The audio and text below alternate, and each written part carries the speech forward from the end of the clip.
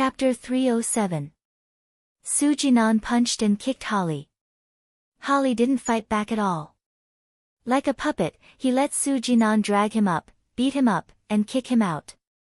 His hair was messy, his face was covered in blood, and his clothes were torn. Enough. Su Bolin finally couldn't stand it anymore and grabbed the furious Su Jinan. Dad, don't hold me back. Let me kill him. Su Jinan was like an angry lion, struggling with all his might. What can you do if you kill him? Can you save Yunqian's life? If you kill him, you'll have to go to jail. Su Bolin was not as strong as Su Jinan. Sweat came out of his forehead as he roared with all his might. I want him to pay for Yunqian's life. Su Jinan had lost his mind. He broke free from his father's hand and was about to go forward again. Mrs. Su rushed over and hugged Su Jinan from behind. She cried and said, Jinan, your father is right. We've already lost Yunqian. We can't lose you too. Don't hit him. Mom begs you. Su Jinan's body shook and his movements gradually stopped. Su Bolin glanced at Holly, who was lying on the ground motionless. He called a servant and sent him to the hospital. Holly's appearance was like a bomb that blew up the pain hidden deep in the Su family's heart. It took a long time for them to calm down. 2 days later, Holly's injuries were almost healed. He left the hospital without leaving a word. He returned to Rome. He didn't contact anyone. Holly went to the police station and admitted that he killed his wife. Since Su Yunqian's body had been cremated, there was no way to collect evidence. Holly didn't have any excuses and even refused to hire a lawyer. The judge easily sentenced him to 10 years in prison. In fact, Tomac already knew the moment Holly stepped into the police station. He didn't stop him, nor did he put any pressure on the police. He let them sentence him to 10 years in prison. On the observation deck of the castle, Tomac and Mika Keto sat in chairs and looked into the distance. Mika Keto pursed her lips and said, Godfather, have you ever regretted doing this? Tomac's expression was indifferent, but his eyes were bleak. Of course there is regret. I was too confident and thought that I could see through people's hearts. I was wrong. Su Yunqian's pregnancy is something I never expected. Actually, you don't have to blame yourself. If Paul hadn't concealed Su Yunqian's pregnancy. Tomac raised his hand. Ah Shen, you don't have to say anymore. I originally thought that Su Yunqian had no other feelings for Holly other than using her. That was why I asked Paul to get close to her on purpose to break them up. But I didn't expect that they really loved each other deeply. Tomac closed his eyes in pain. If Paul had told him the truth about Su Yunqian's pregnancy, perhaps he would have asked Paul to stop and even help them for the sake of the child. However, he didn't expect Paul to be selfish. He coveted Su Yunqian's beauty and wanted to trick her. Paul was partly responsible for Su Yunqian's death, so when Holly beat him up, Mika Keto didn't say anything to stop him. The two of them didn't speak again. After a long silence, Tomac slowly said, I hope Holly can pull himself together soon. Don't you plan to help him? 10 years was a very long time. Tomac sighed. That depends on him.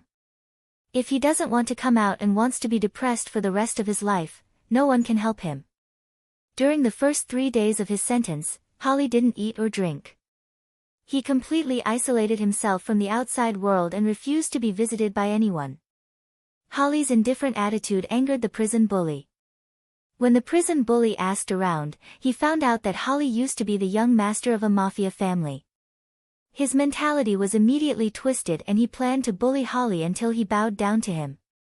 So, on the 4th day, the prison bully ordered his subordinates to beat Holly up. Holly didn't fight back, nor did he beg for mercy. He lay on the dirty floor, barely breathing. In a daze, he seemed to see Su Yunqian waving at him. The prison guard whistled as he ran over. The prison bully kicked Holly's back and spat at his face. He taunted, What kind of young master are you?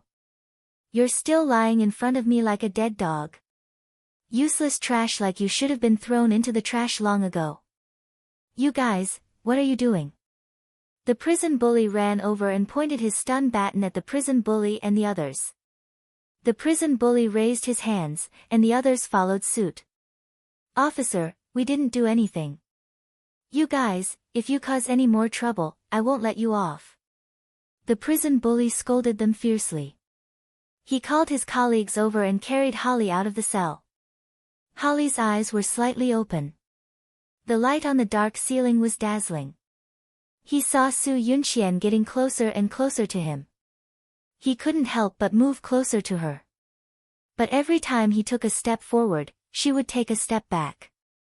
No matter what, he couldn't touch her. He wanted to tell her that he loved her, that he missed her, that he couldn't leave her. But no matter how hard he tried, he couldn't open his mouth. She retreated further and further with a warm smile on her face.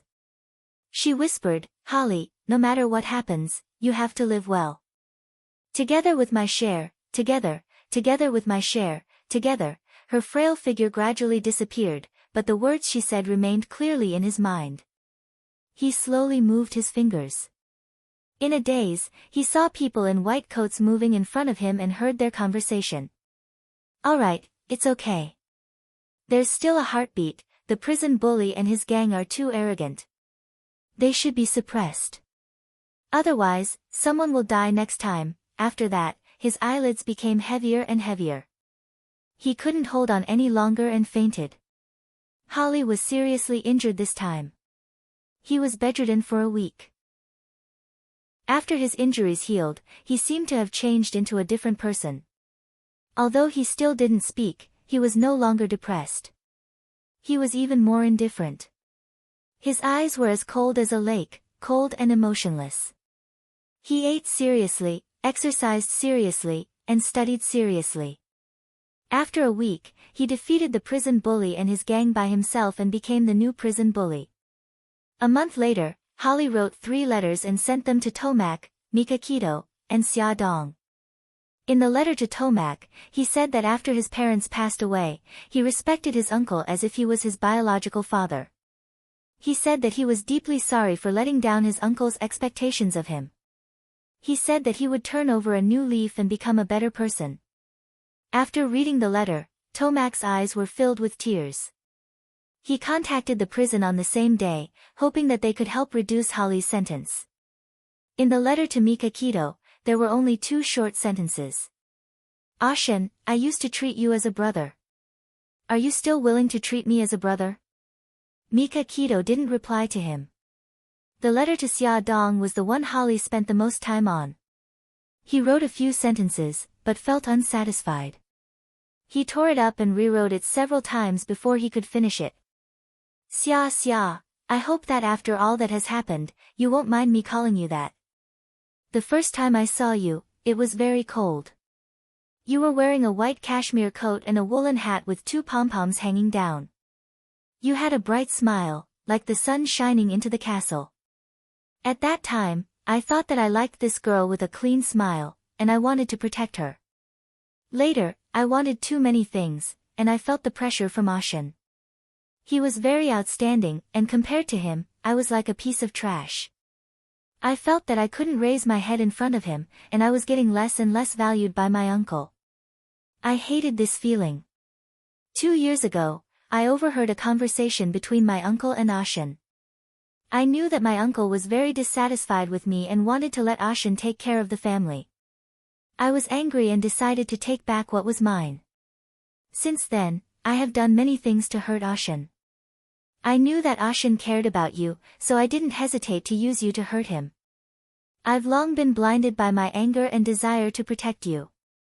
I've even forgotten the promise I made to protect you.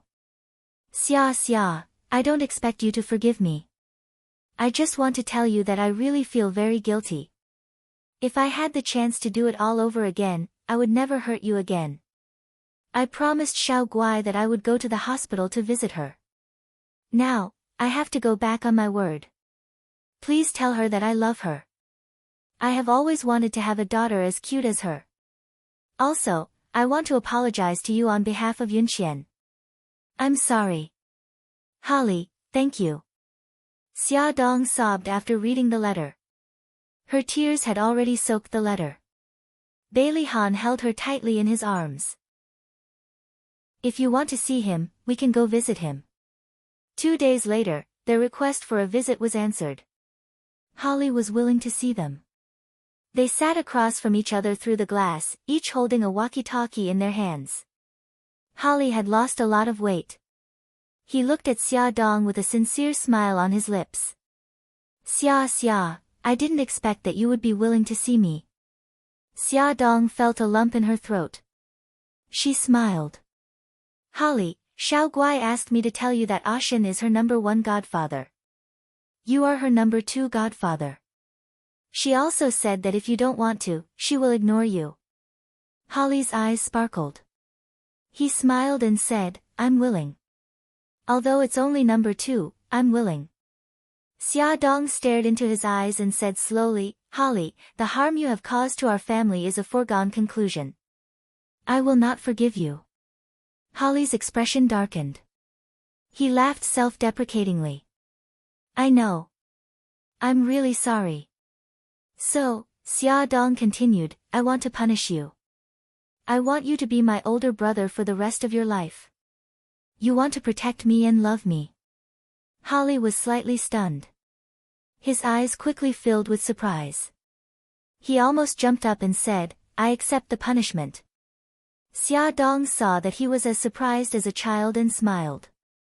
Holly, Ashen asked me to tell you something. Holly looked at her nervously. What is it? A powerful novel. Hongcha 866. Chapter 308. Xia Dong said slowly, Brother Shen said that he'll only forgive you this once. Holly was stunned. What does that mean? Xia Dong laughed and scolded, Idiot, it means that he forgives you, but only this once. If there's a next time, he'll chop you to death with a knife. Holly's eyes shone brighter and brighter. He trembled and turned his head to avoid Xia Dong's gaze. Something shiny rolled from his eyes to the ground. Xia Dong pretended not to see it and smiled brightly. Holly, Godfather also asked me to pass a message to you. Perform well and strive for a reduction in your sentence. Come out soon. Our whole family is waiting for you. Holly rubbed his nose and said in a hoarse voice, I will, Xia. Help me take care of Uncle. Okay. Holly performed very well in prison. With Tomac's help, his sentence was reduced 3 times in a row and his sentence was shortened from 10 years to 5 years. During his time in prison, he had been working hard to improve himself. Just as Tomac said, he had been reborn. After he was released from prison, Mika Keto handed over the management of the Dark Knight family to him. Holly became the greatest leader of the Italian mafia after Tomac. His only regret was that he was never married. These were all stories for later, so let's not talk about them for now. Before they knew it, it was already February. According to China's tradition, the Spring Festival was coming.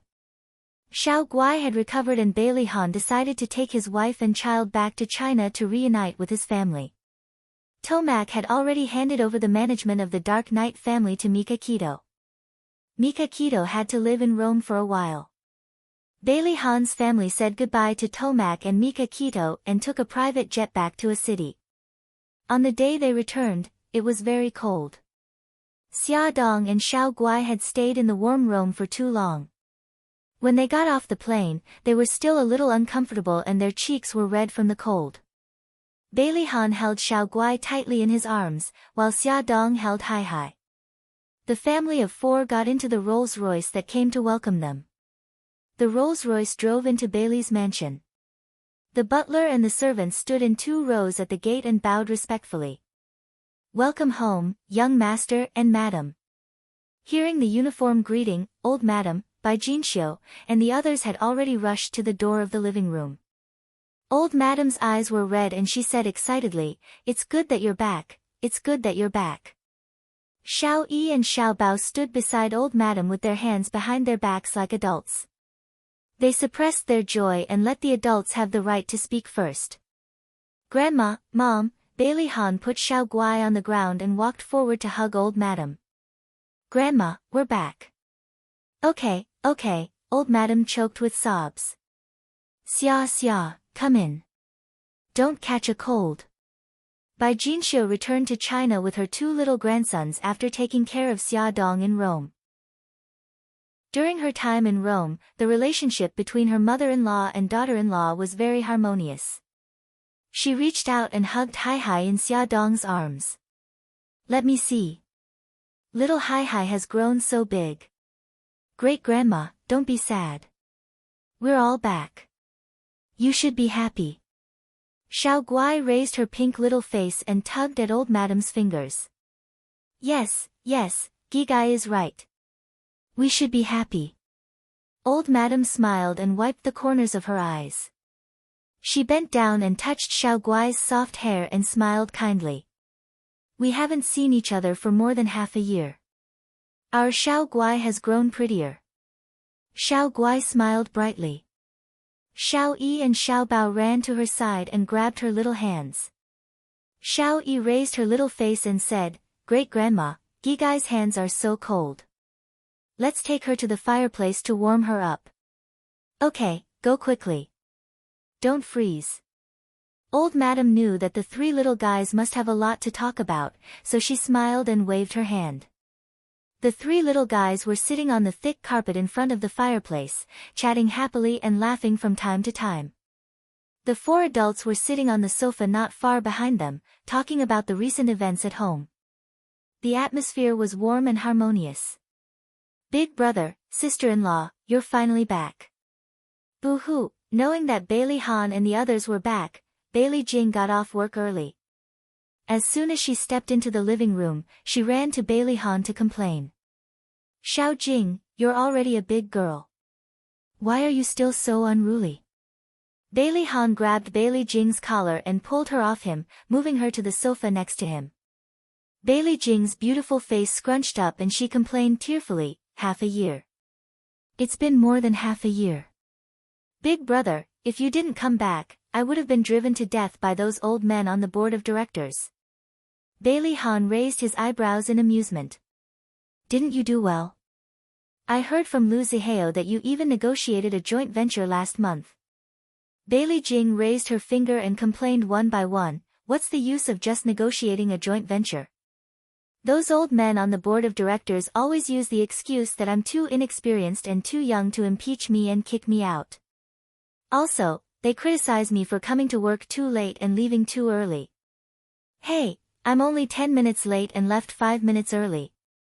Is there a need to criticize me like this? No matter what, I'm still the acting CEO. Also, they say that my clothes are too unconventional and not suitable for the company's atmosphere. Look, how am I unconventional? Do they have to force me to dress like a 50-year-old old woman? She stood up and struck a pose for Bailey Han and Xia Dong to see. Only then did Xia Dong notice that Bailey Jing was wearing a red low-cut woolen sweater, a knee-length black leather skirt, and a pair of 10-centimeter high leather boots. With her wavy hair, she looked very charming and charming. Bailey Han obviously noticed it too and his face darkened. You're not allowed to wear clothes with such a low neckline. Bailey Jing snorted. But everyone says that I look very beautiful dressed like this. Also, I don't have a boss who specifically threw a pen on the ground and asked me to pick it up. Why can't I wear this? Xia Dong couldn't help but laugh. A boss who threw a pen on the ground and asked his sexy female subordinate to pick it up. She wondered if Bailey Han had done something like this before. She turned to look at Bailey Han and teased, Hubby, have you ever thrown a pen on the ground and asked your sexy female secretary to pick it up? Bailey Han's mouth twitched. Honey, how could I do such a vulgar thing? Yes, Xia Dong deliberately dragged out the last word. Her tone sounded like she was questioning his words. Bailey Han's face darkened. Honey, are you doubting me? Xia Dong held back her laughter.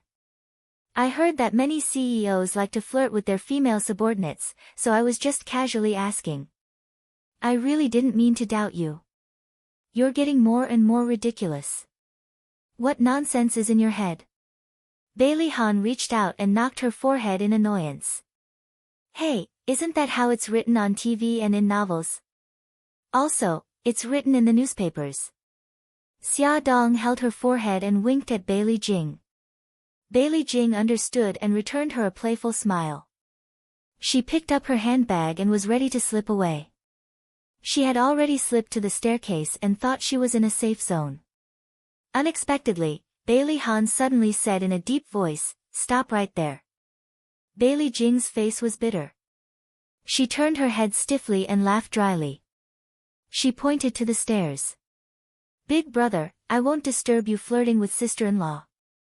I'll go upstairs first." Bailey Han's mouth twitched. "Come here." Okay, Bailey Jing knew that her big brother was about to start giving her a political and ideological lesson. She moved in front of him reluctantly. "Don't think that I don't know that your sister-in-law is covering for you." Bailey Han snorted with a sour expression. He pointed to the sofa opposite him. "Sit down." Bailey Jing sat down with a bitter face. "Big brother, you just came back and you're already lecturing me. Do you have to be so cruel?" Bailey Han said indifferently, "Who asked you to be so immature? As the CEO, your dressing will affect the company's image and your image in the hearts of the employees. Do you want to become the sexual fantasy of all the male employees?" Xia Dong and Bailey Jing almost fell to the ground. How could he say those words with such a calm tone and expression? "What? You have nothing to say?" Bailey Jing was speechless. "Big brother, you've already scared us." Xia Dong coughed and spoke up for Bailey Jing. "Hubby, it's actually not as exaggerated as you say. You can't destroy everyone's personality just because it's the workplace. I think that Jing's dressing is quite beautiful. She's already very conscious of her limits." Although the woolen sweater was a low-cut design, it didn't expose any parts of her body that shouldn't be exposed.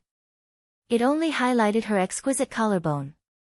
The leather skirt was also knee-length, so the matter wasn't as serious as Bailey Han said. Bailey Han stared at Xia Dong with a half-smile.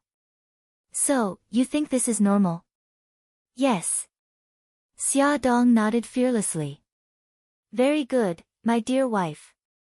You've been stripped of your right to wear clothes of this standard." Bailey Han smiled and patted her head, like a big bad wolf that had succeeded in his evil plan. Xia Dong wanted to cry but had no tears. What was this? Why did she suddenly get the attention of the gunfire?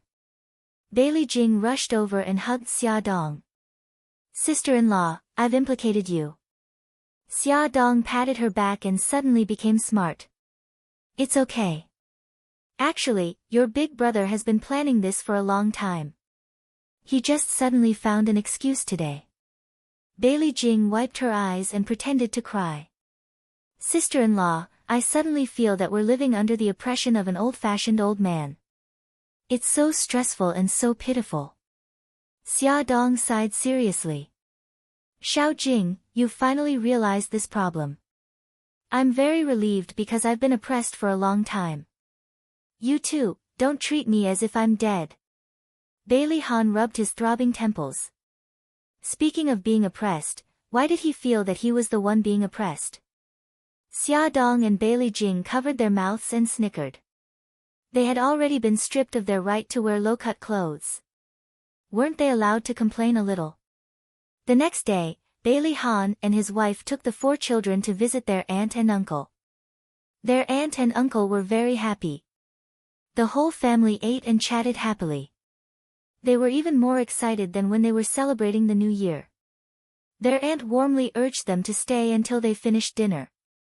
On the way home, Xia Dong was sitting in the front passenger seat with Hai Hai in her arms.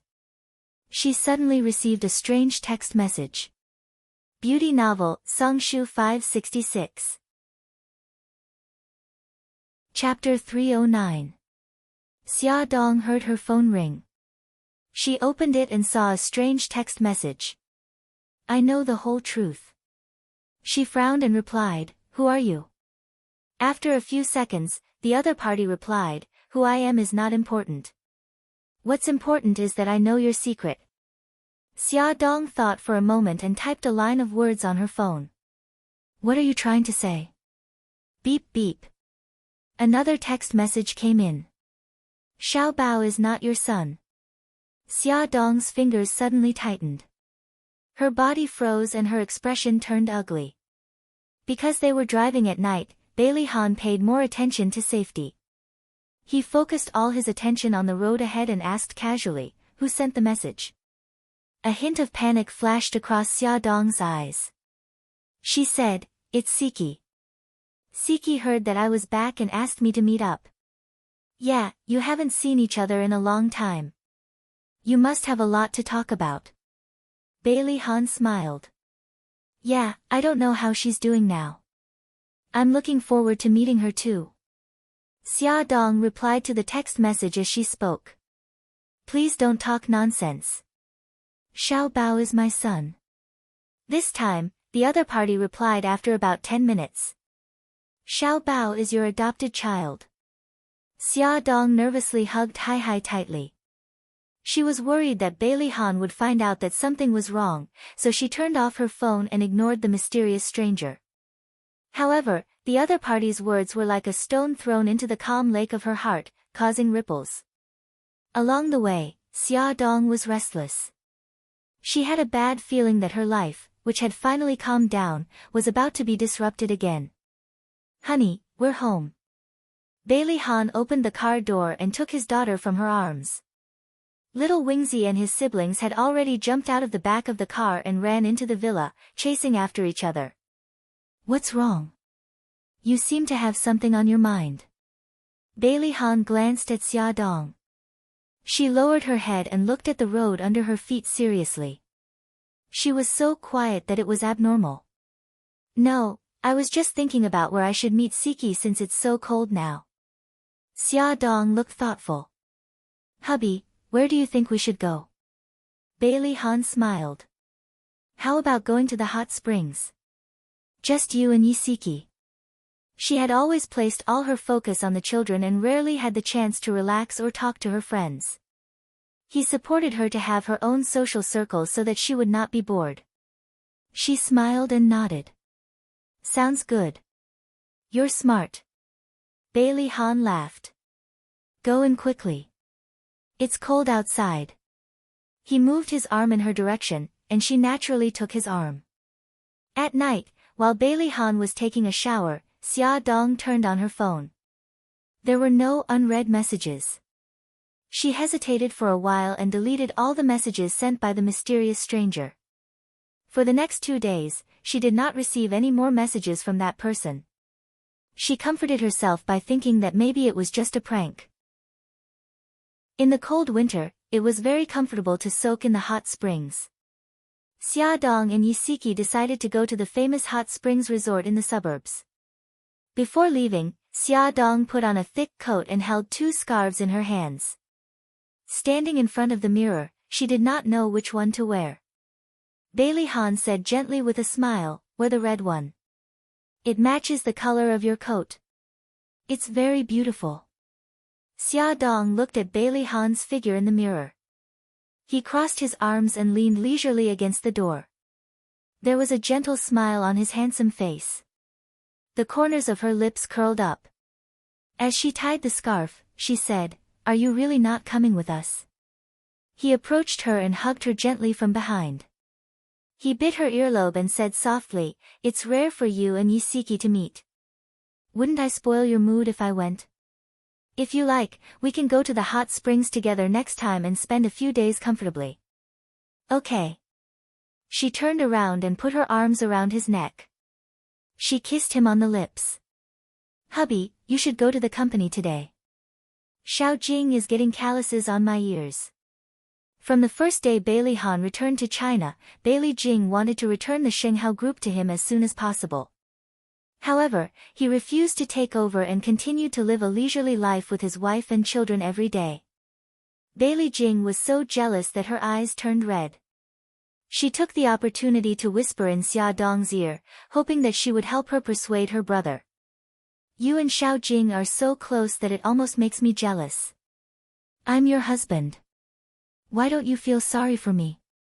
Bailey Han bit her lips as if punishing her. Xia Dong hugged him tightly. You're my husband. Of course, I feel sorry for you. However, the Shenghao group is your hard work after all. You can't just ignore it, right? Silly, who said I'm ignoring it? Do you think Xiao Jing can reach an agreement with the European side with her fancy moves?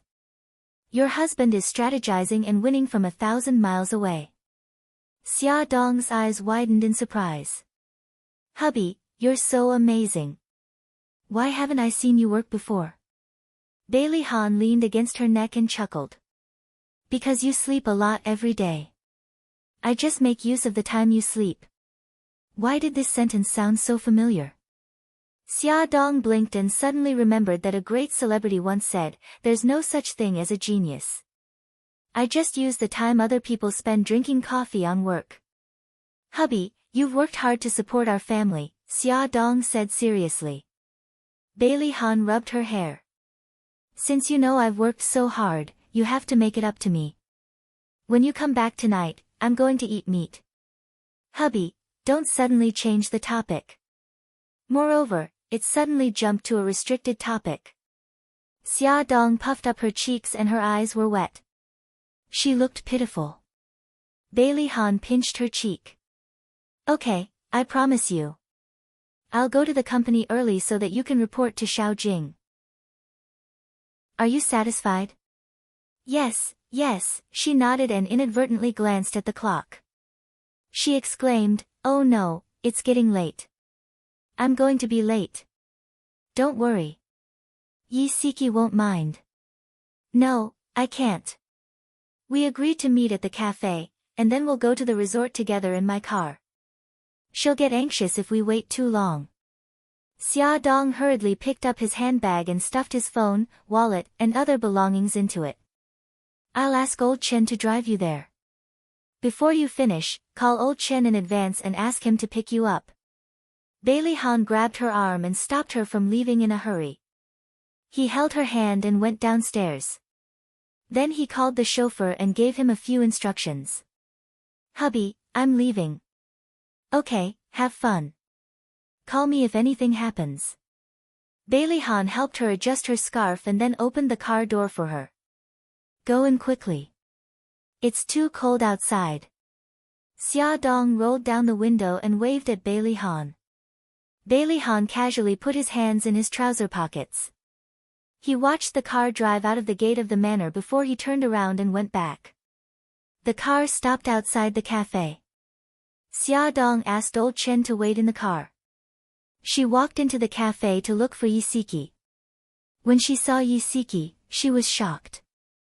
Yezi, is this still you? Yi Siki stood up and looked at her with a smile. Of course it's me. Come here and let me give you a hug. Xia Dong approached her and gave her a bear hug. She couldn't help but touch her short hair. Why did you cut your hair? You even put on makeup and wore such beautiful clothes. I almost couldn't recognize you. Yi Siki smiled and said, only you can become prettier, but I can't. Xia Dong looked her up and down. Not only did you become prettier, but you also lost a lot of weight. Did you lose weight? The smile on Yi Siki's face faded and there was an imperceptible sadness between her brows. Let's not talk about it.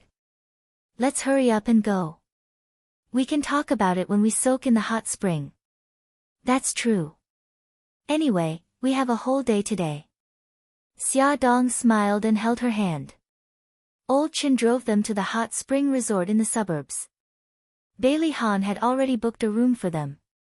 The waiter led them to change their clothes and they entered a semi-enclosed bathroom. The pool was steaming hot and foggy. There were some grotesquely shaped rockery beside the pool. A screen with classic China landscape paintings surrounded the pool. Looking past the screen, they could see lush trees and even hear the chirping of birds. The place was filled with the smell of nature. Xia Dong and Yi Siki soaked in the hot spring. Their pores were relaxed and they sighed in comfort. Xia Dong glanced at Yi Siki, who was leaning against the wall of the pool. Yezi, how have you been for the past 6 months? Yi Siki closed her eyes and said calmly, we might have to get a divorce. Xia Dong's heart thumped. She stared at her face in disbelief. How did this happen? Is there really no turning back? Yisiki slowly opened her eyes and smiled faintly. There was an indescribable fatigue in her smile. I'm already tired. Maybe it's better for both of us to break up. Xia Dong moved closer to her. After hesitating for a long time, she asked, Yezi, do you still love him? So what if I do? Love can't withstand so much hurt. Yisiki's eyes were covered with a layer of mist. Xia, you don't know how tired I am. I'm really tired, it's okay, it's okay. Xia Dong hugged her. No matter what decision you make, I'll always support you. Don't forget, you still have me. Yisiki wiped the corners of her eyes. After a moment, she pushed Xia Dong away. She didn't know whether to laugh or cry. We've almost seen each other naked, yet we're still hugging each other. It feels so weird. Xia Dong crossed her arms and put on a defensive expression. Don't you have any ideas about me? I'm already taken. Yisiki rolled her eyes. Don't be so disgusting. The two of them teased each other for a while. Yisiki glanced at her and said, You've cleared up all the misunderstandings. Bailey Han's family has already accepted you. It's time for the best.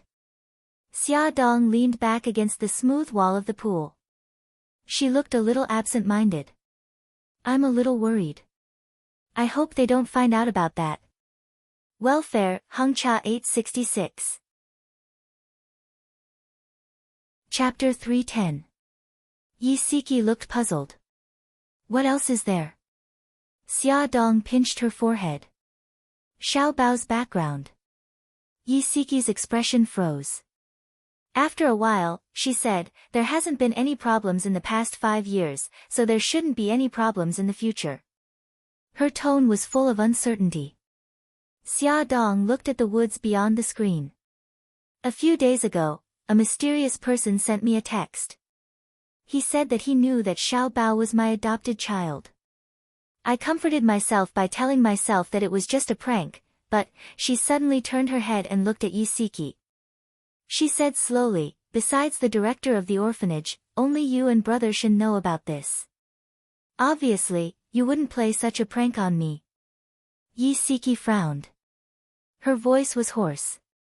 What else did the mysterious person say? Xia Dong shook her head. After I switched off my phone, he stopped harassing me. I don't know who he is or what he wants to do, but I can't help but feel uneasy. We already have a peaceful life, so I don't want it to be disturbed by that incident. Yisiki thought for a moment. Have you ever thought of telling Bailey Han and his family the truth? I have, but I have my concerns. Firstly, I'm worried that I'll hurt Xiao Bao's feelings. Secondly, I'm worried that Bailey's family won't dote on Xiao Bao anymore after they find out the truth. Xia Dong rubbed her temples with her slender fingers. No matter how I think about it, Xiao Bao will be the one who will be hurt the most. This is the outcome I don't want to see. Then what do you plan to do? I'll take it one step at a time. Let's see what the mysterious person wants to do first. He suddenly sent a few text messages and then disappeared. Perhaps he's playing hard to get and wants to force me into a corner. I have a feeling that he will contact me again. You can tell Bailey Han the truth and face this matter together with him. Yisiki sank into the bathtub. The warm water flowed over her neck and the mist seemed to fill her eyes. Her eyes were wet. Xia, based on my experience, it's best to be honest with each other. Don't hide anything. Otherwise, when there's a crisis of trust between the two of you, there will be cracks in your relationship. Xia Dong followed her example and sank into the bathtub. Okay, I'll think about how I should tell him. She didn't know how to tell Bailey Han that Xiao Bao wasn't his son. The two of them soaked for a long time. When they came out of the bathtub, it was already afternoon. They changed their clothes, had lunch, and went to the KTV room to karaoke. The two of them hugged each other shoulder to shoulder as the wind howled. They laughed and played to their heart's content until their voices became hoarse. Only then did they collapse on the sofa and burst out laughing, venting all the pressure and worries that had accumulated in their hearts. The two of them walked out of the KTV room with their arms around each other's shoulders. They couldn't contain their excitement as they danced around, attracting a lot of attention. Among them, there was a pair of gays who had their arms around each other's shoulders.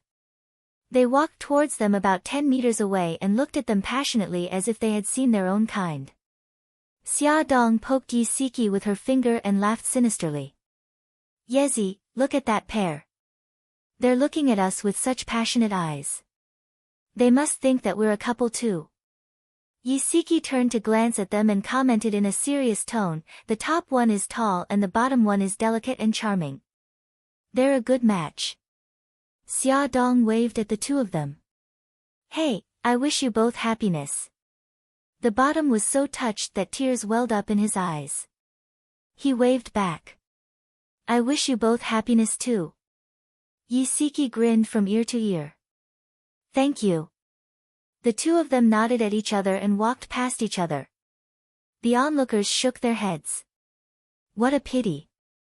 Such a beautiful woman and such a handsome man. How could they be gay? After walking some distance, the two of them hid in the corridor and laughed. Xia Dong's eyes were filled with tears. I haven't been so happy in a long time. I suddenly remembered that when we were in university, we also teased Lin Shihao like this. She stopped talking abruptly. Yezi, I'm sorry, it's okay. Yi Siki patted her on the shoulder and grinned. I'm not a porcelain doll that will break at the slightest touch. Now that you mention it, I remember. At that time, Lin Shihao and I were not in a relationship yet. He bought breakfast for me every day and waited for me to go to class with him. The other girls in the hostel said that Lin Shihao had a crush on me. You came up with this idea, saying that you wanted to provoke him into confessing to me. What happened in the end? Yi Siki stared at Xia Dong with a smirk. Xia Dong touched her nose gloomily. In the end, Lin Shihao said, stop fooling around. I know that there's nothing wrong with your sexual orientation. Speaking of which, it's all your fault for being too stiff. Xia Dong shamelessly pushed all the blame to her. Hey. How is my acting bad? You're the one who watched too many dramas and came up with some sour lines that ruined the whole show, okay? It's all your fault, it's all your fault. The two of them disappeared into the corridor, leaving behind the sound of arguing and laughter. Everyone should have a very important friend in their life. That way, they wouldn't feel lonely when they were hurt and lost. It was past 5 in the afternoon. The sky was very gloomy. It seemed like it was going to snow again. Xia Dong and Yi Siki were wrapped up tightly. When they came out of the resort, Old Chen had already parked the car at the gate. Xia Dong asked Old Chen to send Yi Siki home first. The two of them hugged and said goodbye. Yi Siki was carrying the gift that Xia Dong brought back from Rome. He smiled and waved his hand. Be careful on the road. Say hello to Bailey Han and the little guys for me. By the way, bring Hai Hai out next time.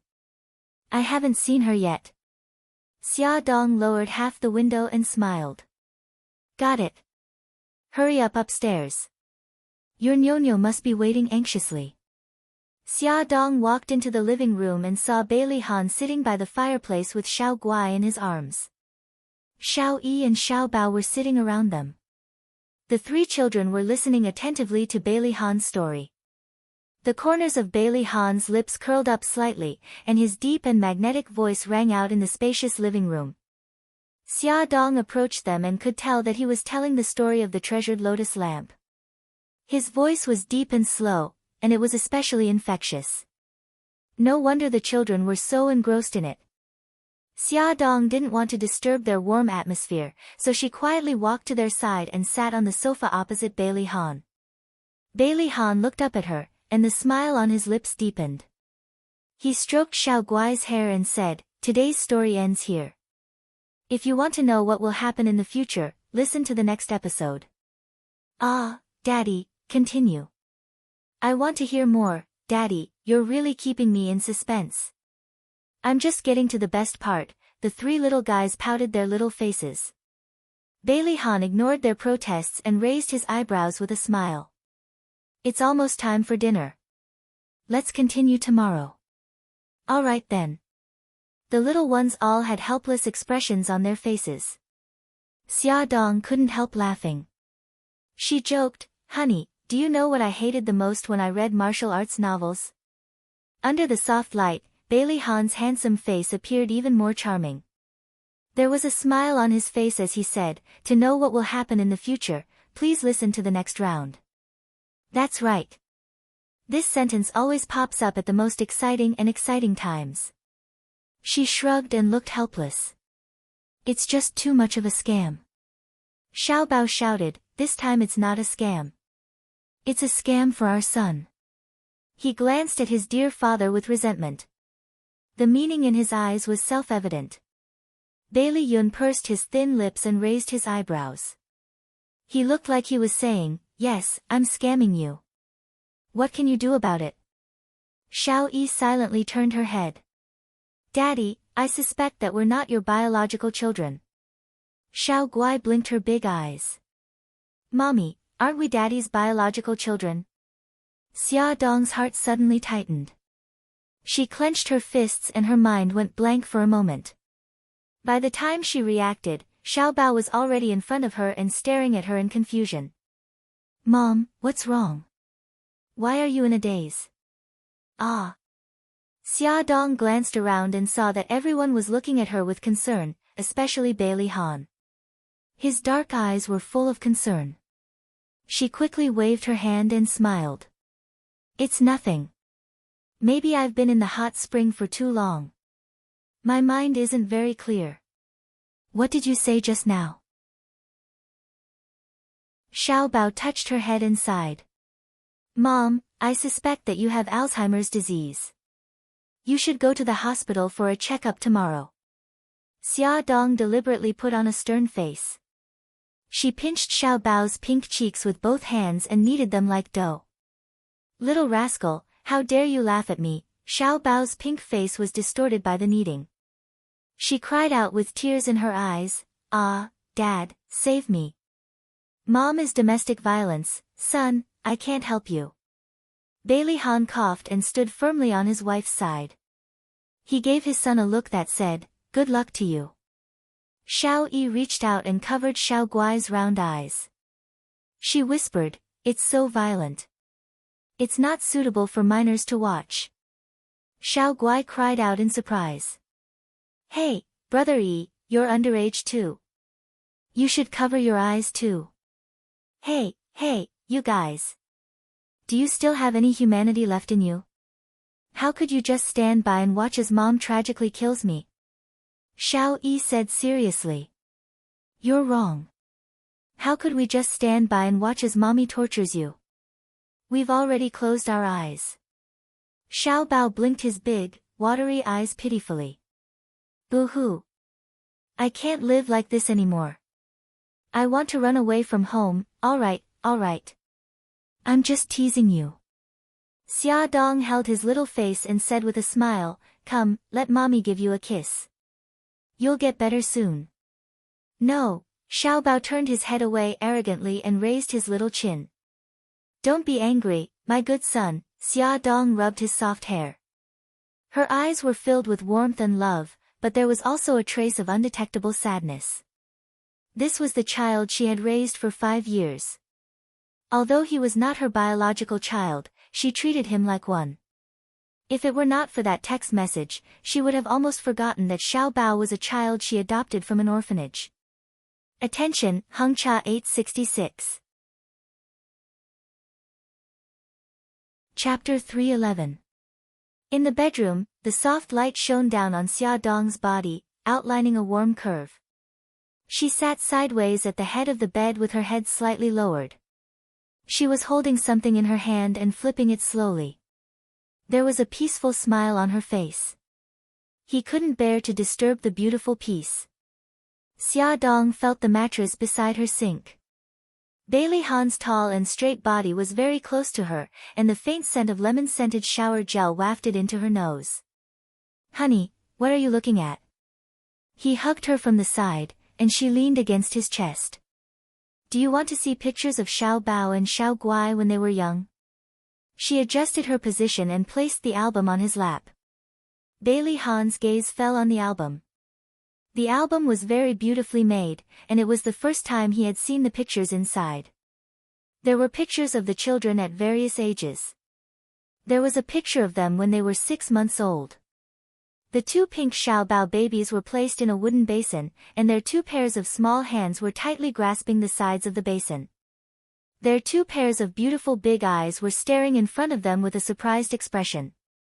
Xia Dong pointed at the picture and laughed. "Brother Shen took this picture for them. At that time, I took the rattle and shook it in front of them to attract their attention." There was a picture of Xiao Guai when they were 1 year old. She was wearing a beautiful little dress and cute cat ears on her head. Xiao Bao was wearing a small short-sleeved shirt and shorts, and he was wearing silly brown bear ears on his head. The 2 babies stood facing each other. Xiao Bao was holding a bunch of wild grass flowers in his hand, and he handed it to Xiao Guai. Xiao Guai tilted her head and looked at him with a thoughtful expression, as if she didn't understand why her brother would give her flowers. Xia Dong leaned into Bailey Han's arms and laughed. "Honey, look at them. Aren't they very cute?" Bailey Han stroked her hair, and his eyes were filled with love. "It seems that I have missed a lot of good times." She looked up at him. "It's okay. I have already recorded all the good times for you." She kissed his sharp chin and jumped down from his arms. "Wait for me, I'll get something for you." She wore slippers and hopped into the storage room. Her back was full of energy, like a cheerful little rabbit. Bailey Han raised his eyebrows in amusement and continued to admire the album. The more he looked at the album, the more Mika Keto appeared. Almost half of the photos were taken with him, Xia Dong, and the children. His gaze deepened. Through the photos, he saw the warmth of Mika Keto and Xia Dong. There was something called jealousy brewing in his heart. "Hubby," Xia Dong suddenly ran to his side and hugged his neck from behind. She leaned against his back and held something in her hand in front of him. It was a CD. "This is the video that Brother Shen took for us every year for our children's birthdays. I'll play it for you." She smiled. He pursed his lips and slowly said, "Okay." Xia Dong ran to the TV with the CD and put it on the DVD player. Soon, the video appeared on the LCD wall-mounted TV. There were a total of 4 birthdays and a total of 1.5 hours of editing. It was like a romantic fairy tale. There were cute princesses and princes, beautiful queens, and handsome knights. It was a pity that there was no handsome king. Seeing how close Mika Keto and Xia Dong were, the smile in Bailey Han's eyes faded and the corners of his lips tightened. Xia Dong looked back at the past few years with the video and felt depressed. She didn't know if Xiao Bao would still be willing to be her son after knowing the truth. Bailey Han was so jealous that he didn't notice Xia Dong's abnormal mood. He suddenly reached for the remote control and turned off the TV. He pulled her into his arms, lifted her chin, and kissed her lips. His kiss was fierce and hurried. It was full of aggressiveness as if he wanted to devour her. He was rarely so rough with her. She couldn't breathe properly and clutched the bathrobe in front of his chest tightly. "Hubby," she murmured uneasily and panted softly. "I'm jealous." His voice was low and hoarse. His lips lingered by her ear and he bit her sensitive earlobe with a little force. She couldn't help but cry out in pain. He stroked her back with both hands and whispered, "In the past 5 years, your relationship with Mika Keto was so good that it made me jealous." He bluntly complained about his dissatisfaction. He quickly took off the bathrobe on her and suddenly pressed her under his body. His eyes were terrifyingly dark. She shrank her shoulders. She didn't expect him to suddenly mention Mika Keto. She bit her lips in grievance and her eyes were hazy with tears. Her voice was mixed with a trace of gentleness. I only treated him as an older brother. You said that you would understand. I can't understand it now. Bailey Han forcefully kissed her lips and his hands were on fire all over her body. If it was said that before he saw these photos and videos, he was 100% jealous of Beitang Shen, then now, his jealousy towards him had reached 200%. He hated that he had lost his memory for 5 years and that she had been able to leave him for 5 years. As a result, Mika Keto had played an important role in her and their child's lives. He hated that he had been absent from their lives for 5 years. When she needed support and help the most, he couldn't be by her side. Xia Dong hugged this irritable man who seemed to be in puberty. She tried to use her gentleness to defuse his sudden anger. She hooked her arms around his neck and raised her head. Her soft lips kissed his chin and then wandered around his face, the corner of his lips, the high bridge of his nose, his full forehead, and finally the tip of his cold ear. She stuck out the tip of her tongue and gently licked it. His body suddenly trembled. His clear black and white eyes stared into her eyes. The corners of her eyes were full of smiles. She said softly, "Hubby, no matter what happened in the past, the one who is by my side now is you. In the future, only you will be by my side." His eyes were instantly overflowing with color. Under the soft light, his face was unbelievably beautiful. His brows were slightly furrowed and the veins on his forehead popped out. His face was flushed and it seemed that he had been holding back for a long time. His voice had a unique magnetism. "In the future, only me." His tone was firm and domineering. There was no room for discussion. She nodded. "Only you. Wifey, do you still remember what I said today?" His lips curled into a devilish smile. He bent down beside her ear and his hot breath tickled her ear. His hand gently kneaded her soft pink ear. Her cheeks were flushed red. That scorching breath enveloped her and she almost suffocated. Her hands and feet were already unable to exert any strength. Following his movements, her delicate voice died down. "You don't remember." "I think, it wasn't anything good." He suddenly held her butt and slapped it hard. There was a mischievous smile in his voice. "You're so naughty. You actually forgot what I said. It hurts." She furrowed her brows and bit her lips. She looked like she was about to cry and it made his heart skip a beat. He turned her over and his voice was filled with annoyance. "Let me see." 5 clear fingerprints were left on her fair and tender skin. Her skin was delicate to begin with. Even if he held her arm tightly, it would leave a mark, not to mention his heavy slap.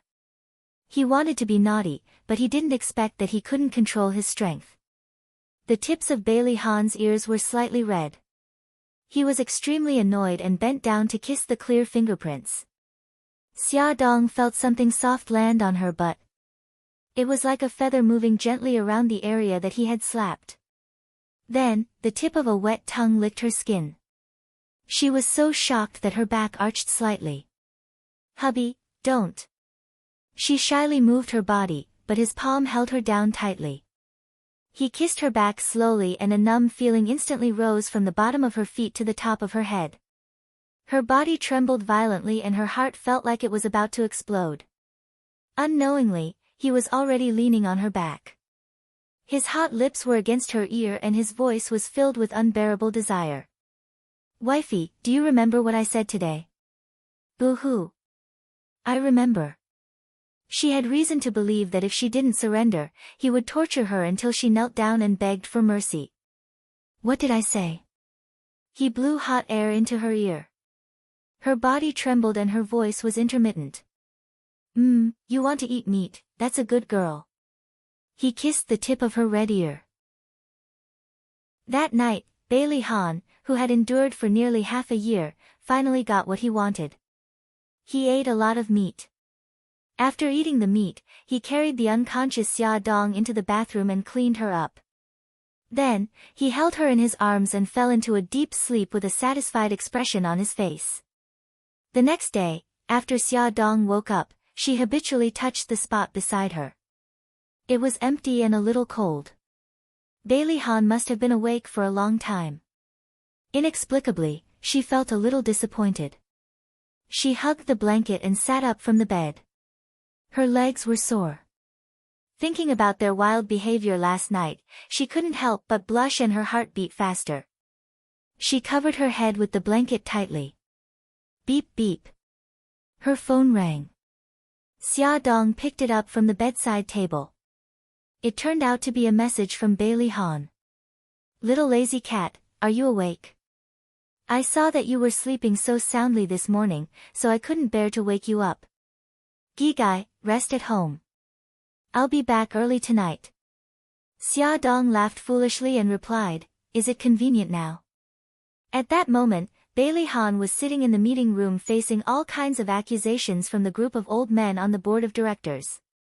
They blamed him for affecting the company's normal operations for personal matters, for letting the inexperienced Bailey Jing manage the company, and for affecting the company's performance and so on.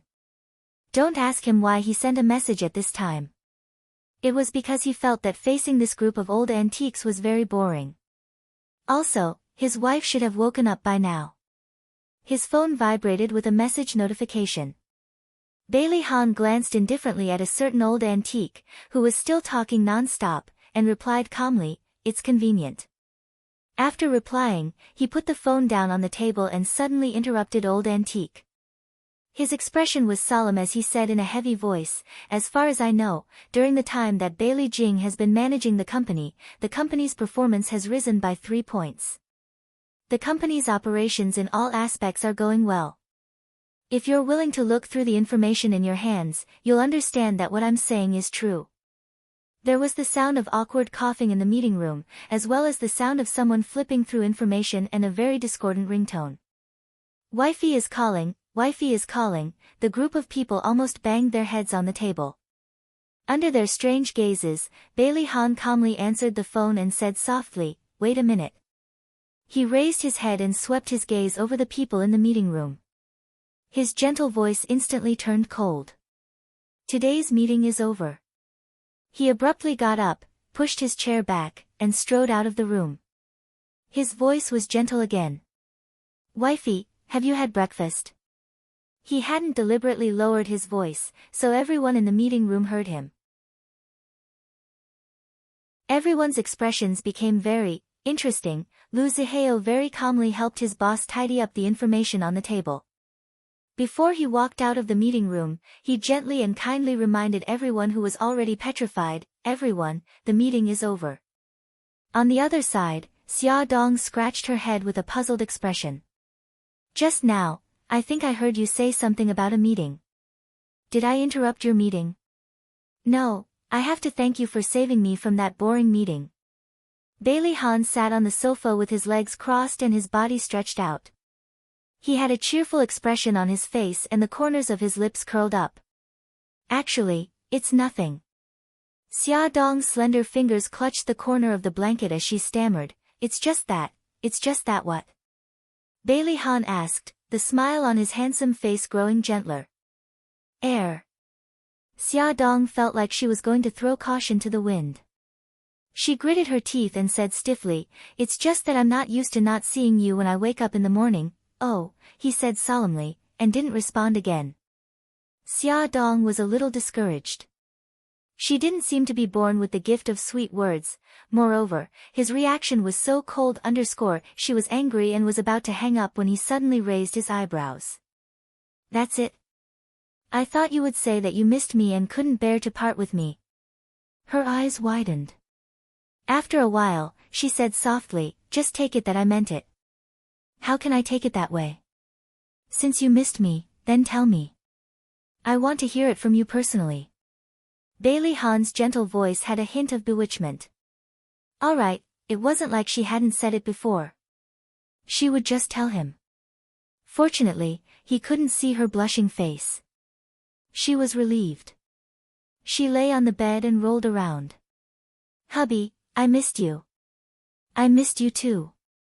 His eyes were full of smiles.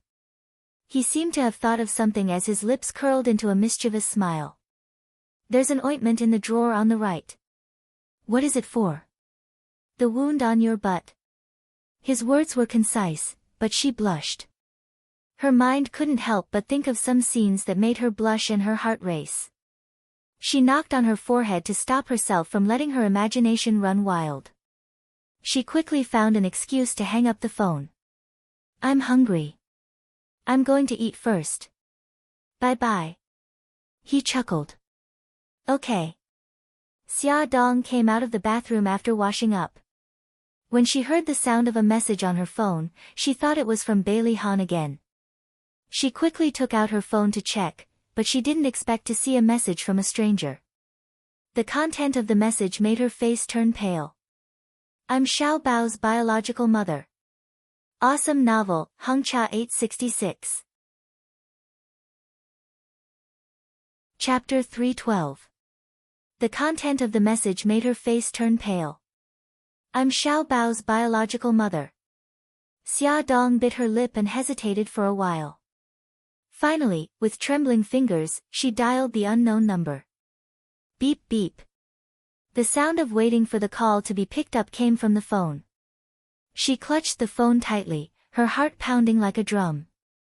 She was so nervous that her back was sweating. Click, the call was rejected. Xia Dong sat on the fabric sofa dejectedly. She didn't know what the other party wanted. She was typing a message, but before she could choose to send it, the other party had already sent a message. After the Spring Festival, I'm going back to my son. It seemed that the other party didn't want to talk to her directly and only wanted to communicate through text messages. Xia Dong punched the sofa angrily, deleted the words she had already typed, and typed a new message. I want to meet you. After waiting for about 2 minutes, the other party replied. I'm not in China right now. Be prepared. After the Spring Festival, I'm going to take my son back. Xia Dong could no longer control her anger and quickly typed a message. What is this?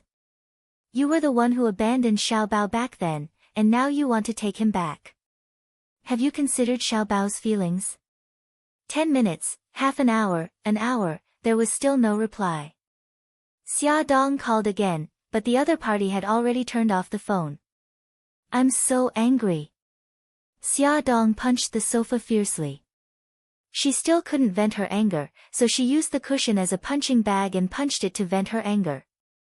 Xia Dong thought for a long time and felt that she should first confirm whether the other party was Xiao Bao's biological mother. She dug out the phone number of the orphanage in Japan from a secret notebook. After she dialed an international number, she communicated with the orphanage director in Japanese for a long time. About a week ago, a Japanese woman came to our orphanage, saying that she was looking for her lost child. I took out all the photos of the orphans from the past 5 years. The woman looked at them for a long time and finally focused on Xiao Bao. She asked a lot of questions about Xiao Bao. Xia Dong gritted her teeth and asked, does that woman have any evidence to prove that she's Xiao Bao's biological mother? The director said, I looked at the birth certificate in her hand at that time, and it confirmed that she had given birth to a child. She also said that her son had a small red mole on his buttocks. Xia Dong's heart sank. There was indeed a red mole on Xiao Bao's butt. It seemed that the woman who had inquired about him in the orphanage was his biological mother. At that time, I gave that woman your phone number and planned to tell you about this matter, but I called your phone, and it was turned off. The director's tone was apologetic. I'm very sorry if this matter has caused you any trouble. Xia Dong rubbed her eyebrows helplessly. I happened to be in Rome during that period of time, and I was using an overseas SIM card, so I missed your call. Can you tell me her name? Her name is Suzuki Sakura. I don't know much about other information. Okay. Thank you, director. After ending the call, Xia Dong's heart was in a mess. She called Suzuki Sakura, but her phone was still turned off. Ever since she revealed her purpose, she seemed to have disappeared from the face of the earth and would only appear after the Spring Festival. There was a knock on the door. Xia Dong took a deep breath and then slowly exhaled. She patted her cheeks and jumped off the sofa to open the door. Mommy. Xiao Guai stood at the door with a smile. Gigai, what's wrong? Xia Dong bent down to pick up her daughter and kissed her pink cheeks. Mommy, it's already past 10. I saw that you hadn't come downstairs, so I thought you were sick, so I came up to see you. Xia Dong smiled. Mommy is fine. She just has something to do upstairs.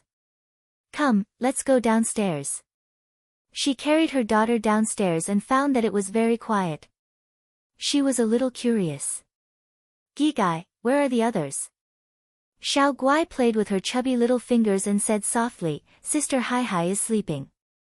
Great-grandma and great-grandpa are in the study.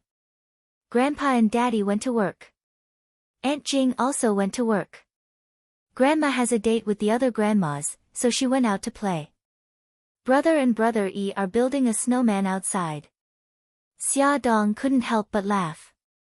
She rubbed her beautiful short hair. Gigai is like a loudspeaker, reporting everyone's situation. Xiao Guai blinked her big bright eyes and giggled. The loudspeaker is very loud, and my voice is very gentle.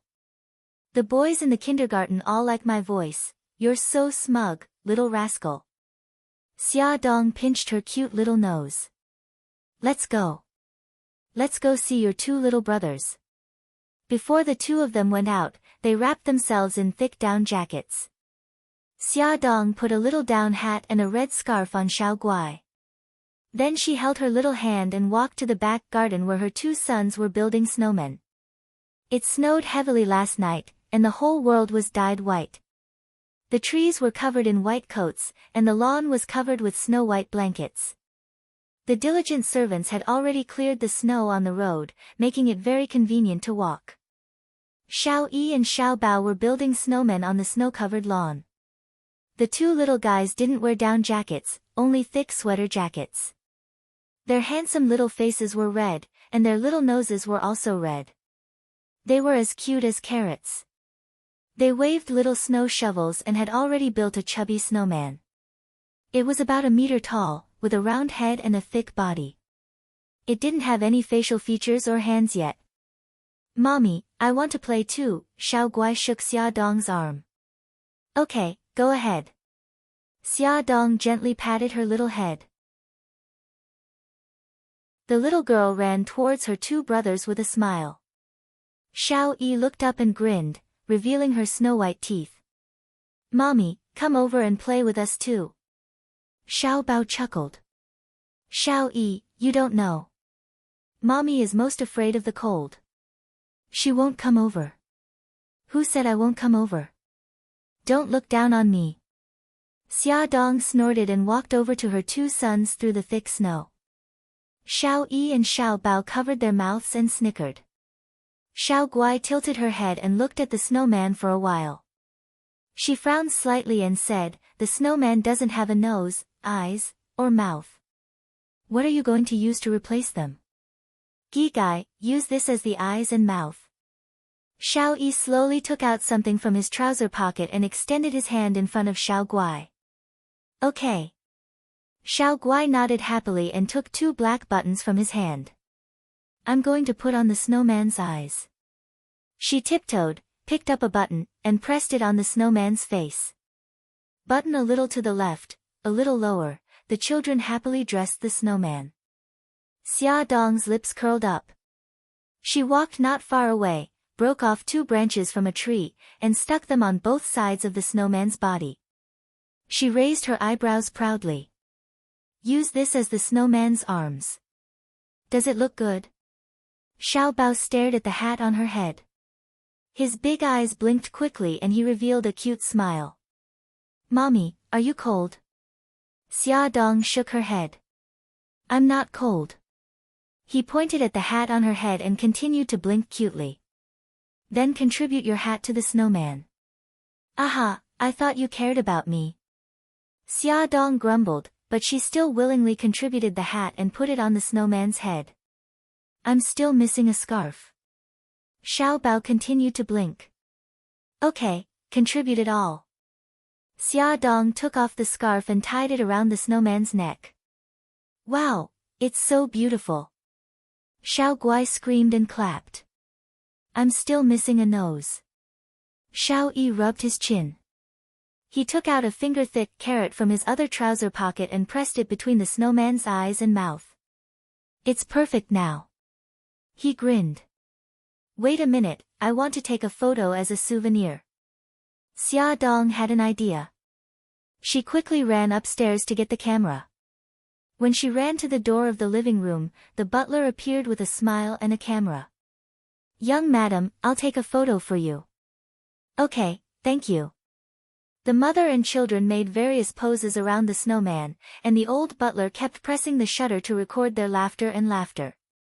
Let's have a snowball fight. As soon as Xiao Bao finished speaking, a snowball flew at his head. He reflexively closed his eyes, and the snowball rolled down his cheek with a plop sound. Broken snow stained his face. Ha ha ha. The culprit, Xiao Yi, held his stomach and laughed loudly. Wah, I want revenge. Xiao Bao angrily wiped the broken snow off his face. He quickly grabbed a handful of snow from the ground, rolled it into a ball, and threw it at Xiao Yi. Xiao Yi nimbly hid behind Xia Dong, and the snowball hit Xia Dong's abdomen. Xiao Bao, how dare you hit me? I want revenge too. Xia Dong pretended to be angry. She bent down and made a snowball from the ground. Just as she was about to attack Xiao Bao, a snowball hit her face. She wiped her face and looked at the culprit, Xiao Guai. She smiled and stuck out her tongue. Mommy, I didn't do it on purpose. Wah, you two bad children are bullying me. Xia Dong squatted on the ground shamelessly. She lowered her head and rubbed her eyes with the back of her left hand as if she was crying sadly. Xiao Guai felt guilty and walked over with his short legs. Mommy, don't be angry. Xiao Guai, don't be fooled. Mom must be playing tricks. Xiao Bao was far away from Xiao Guai. He wanted to stop her, but it was too late. Ah, sure enough, Xiao Bao was right. Xiao Guai had a snowball on her face. She pouted her pink lips and looked helpless. She was so pitiful. Xiao Yi and Xiao Bao ran toward Xiao Guai. Mommy, you're too cunning. Xiao Yi wiped the snow off Xiao Guai's face with a helpless expression. All's fair in war. Xia Dong shamelessly said without the slightest bit of guilt. Let's unite and deal with Mommy together. Xiao Bao's suggestion was immediately approved by the other two little rascals. The three children aimed the snowballs in their hands at Xia Dong. Wah! You guys are going too far. Xia Dong yelled as he tried to fend off the attacks.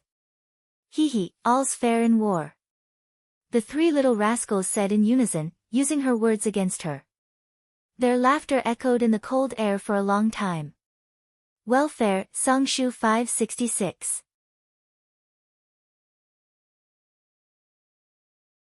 Chapter 313. Xia Dong didn't know how to tell Bailey Han about Xiao Bao's background. After hesitating for 2 days, they welcomed the spring festival. The old mansion was full of celebration. The servants hung lanterns around the mansion and the couplets written by Bailey Han were pasted on the gate. Bailey Yun had rushed back from America to reunite with his family. Dowda was the most affectionate towards him and almost pushed him to the ground. She licked his face with her long tongue and saliva was all over his face. They hadn't seen each other for more than half a year, and Bailey Han had become even more mature. He was confident, elegant, and graceful, and his every movement carried a more steady and gentle temperament. He smiled and raised his slender eyes slightly. He hugged his family members one by one. Finally, he stood in front of Xia Dong and the smile in his eyes faded. Long time no see, sister-in-law. Xia Dong reached out her hand and smiled sincerely. Welcome back, Ah Yun. He reached out and held her hand very tightly, as if he wanted to hold her hand in his palm and not let go. Xia Dong tried hard to pull her hand away but failed. Her bright smile became unnatural and she had to remind him. Ah Yun, Bai Lian's lips curled up slightly, and he slowly let go of her hand. Bailey Han quietly put his arm around Xia Dong's shoulder and smiled. Ah Yun, I heard that your business in America is doing very well. Congratulations. Bailey Yun put his hands in his trouser pockets and raised his eyebrows. Oh, it's not bad. I plan to enter the China market this summer. Bailey Han patted Xia Dong's shoulder and motioned for her to take care of the children. He reached out and invited Bailey Yun to sit on the sofa. Father is very happy that you have achieved so much. Is that so? Bailey Yun leaned against the sofa and crossed his legs. He looked indifferent and casually glanced at Xia Dong, who was carrying Hai Hai upstairs. There wasn't much to talk about between the two brothers. Soon, the two of them fell silent, and the atmosphere was a little awkward. Fortunately, Bailey Jing and Xiao Yi ran over. The two of them surrounded Bailey Yun and started chatting. During the reunion dinner, everyone was very happy. Bailey Xiong was in high spirits. Suddenly, he picked up food for Bai Jinxiu on a whim. Bai Jinxiu pursed her lips and smiled. Her cheeks were a little hot. Although they had been eating at the same table as each other for decades, this was the first time he took the initiative to pick up food for her. Bai Jinxiu also picked up Bailey Xiong's favorite dishes and put them in his bowl. They looked at each other and smiled. The interaction between the two fell into the eyes of Bailey Yun, who was sitting opposite them. He lowered his eyes slightly to hide the coldness in his eyes. Old Madame Han also saw this scene. She pursed her lips in satisfaction and looked around. When she saw that there were many children and grandchildren in the room, she was even happier. She smiled and said, "Today is a good day for our family to reunite. Except for the children, everyone should drink to celebrate." Old Madame Han was usually very strict and didn't allow the family to drink. She only relaxed her control on festive days and allowed everyone to drink a few glasses. Xia Dong looked up at Bailey Han with a troubled expression. She would get drunk as soon as she drank. What if she got drunk and made a fool of herself? Bailey Han held her hand comfortingly and looked at old Madame Han. "Grandma, Xia is not in good health. The doctor said that she can't drink. Let her drink instead." Old Madame Han nodded. "Okay, Xia will drink."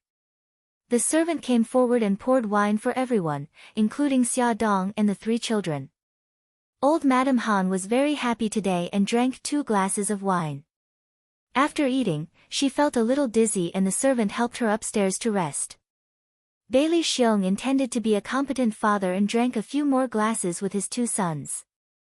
The 3 of them sat around the fireplace and chatted. Xia Dong held Hai Hai in her arms and accompanied by Jinxiu to watch TV. The 3 children sat on the thick carpet and played games. Laughter could be heard from time to time. The atmosphere of the whole family was very warm and intoxicating. Xia Dong turned her head to look at Bailey Han. The firelight reflected on his face and outlined the contours of his face. He seemed to feel her gaze and suddenly turned his head. There was a smile in his clear black and white eyes. The corners of her lips couldn't help but curl up. The sound of firecrackers and fireworks could be heard outside. She didn't know why, but she suddenly remembered what Suzuki Chisakura said. She was going to take Xiao Bao away after the spring festival. Her mood suddenly became a little down. The pleasant ringtone of the phone interrupted Xia Dong's thoughts. She heard Bailey Xiong answer the phone. "I'm at home now and can't go. Go to bed early. Ah, Yun is back. I'll ask him to visit you tomorrow. It should be Lu Xiao calling." Xia Dong noticed that Bai Jinxiu's fingers moved and the corners of her lips curled up. Bailey Xiong patted Bailey Yun's shoulder and looked a little drunk. "Ah Yun, go see your mother tomorrow. She misses you very much." Bailey Yun nodded slightly. "I know, Dad. I'm a little drunk. I'm going upstairs to rest. You should rest early too." "Okay, go ahead." Bailey Xiong waved his hand.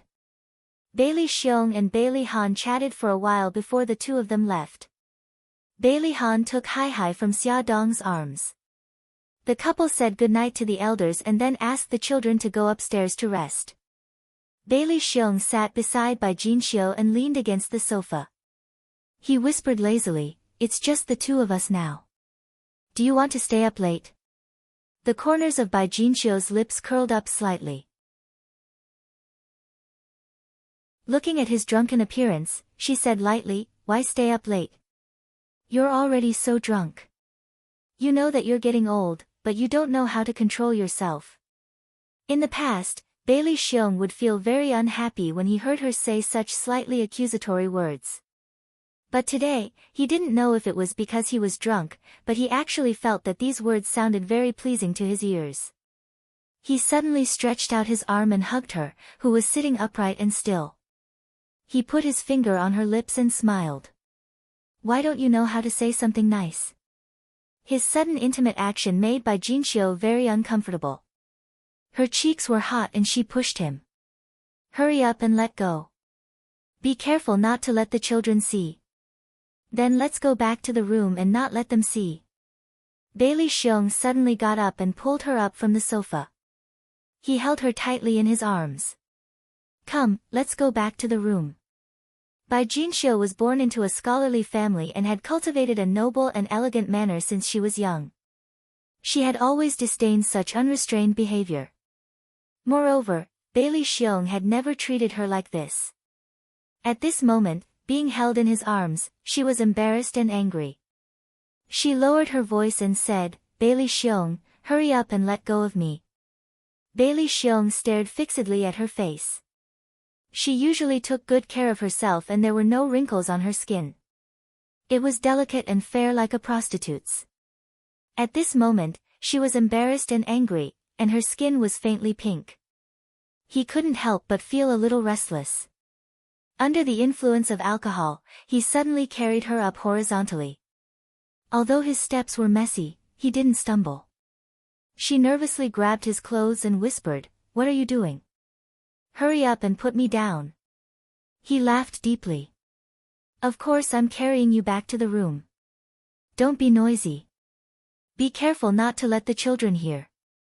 Bai Jinxiu bit her lip and glared at him angrily. Their room was on the 3rd floor.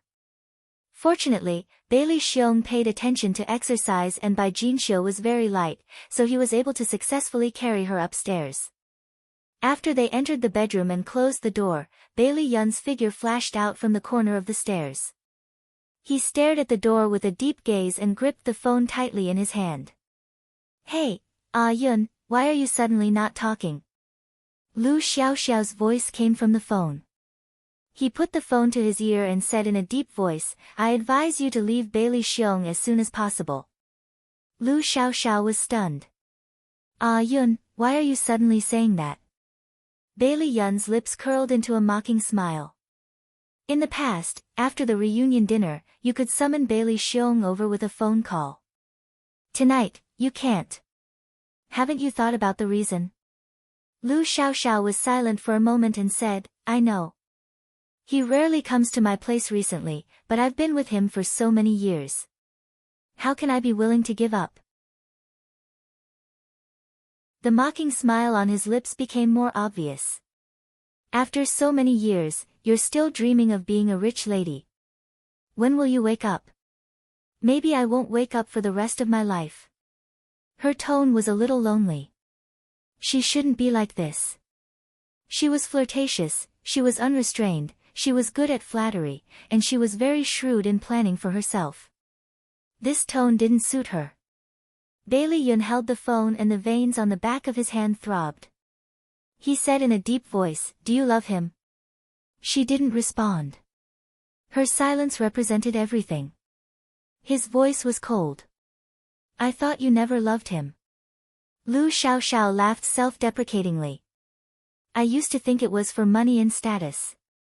Later, after he distanced himself from me, I realized that I had already fallen. You'd better give up on that thought. It's not too late to escape now.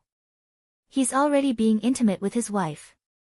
There's no place for you, the third party, between the two of them." His words were cold and ruthless, and they ruthlessly tore open Lu Xiaoxiao's scars. She was silent for a long time before she said, "I know." Bailey Yun said coldly, although I don't want to admit it, I'm your son. I'll be responsible for raising you. Don't betray yourself anymore. Lu Xiaoxiao laughed. Ah Yun, you've grown up. Bailey Yun's face was cold.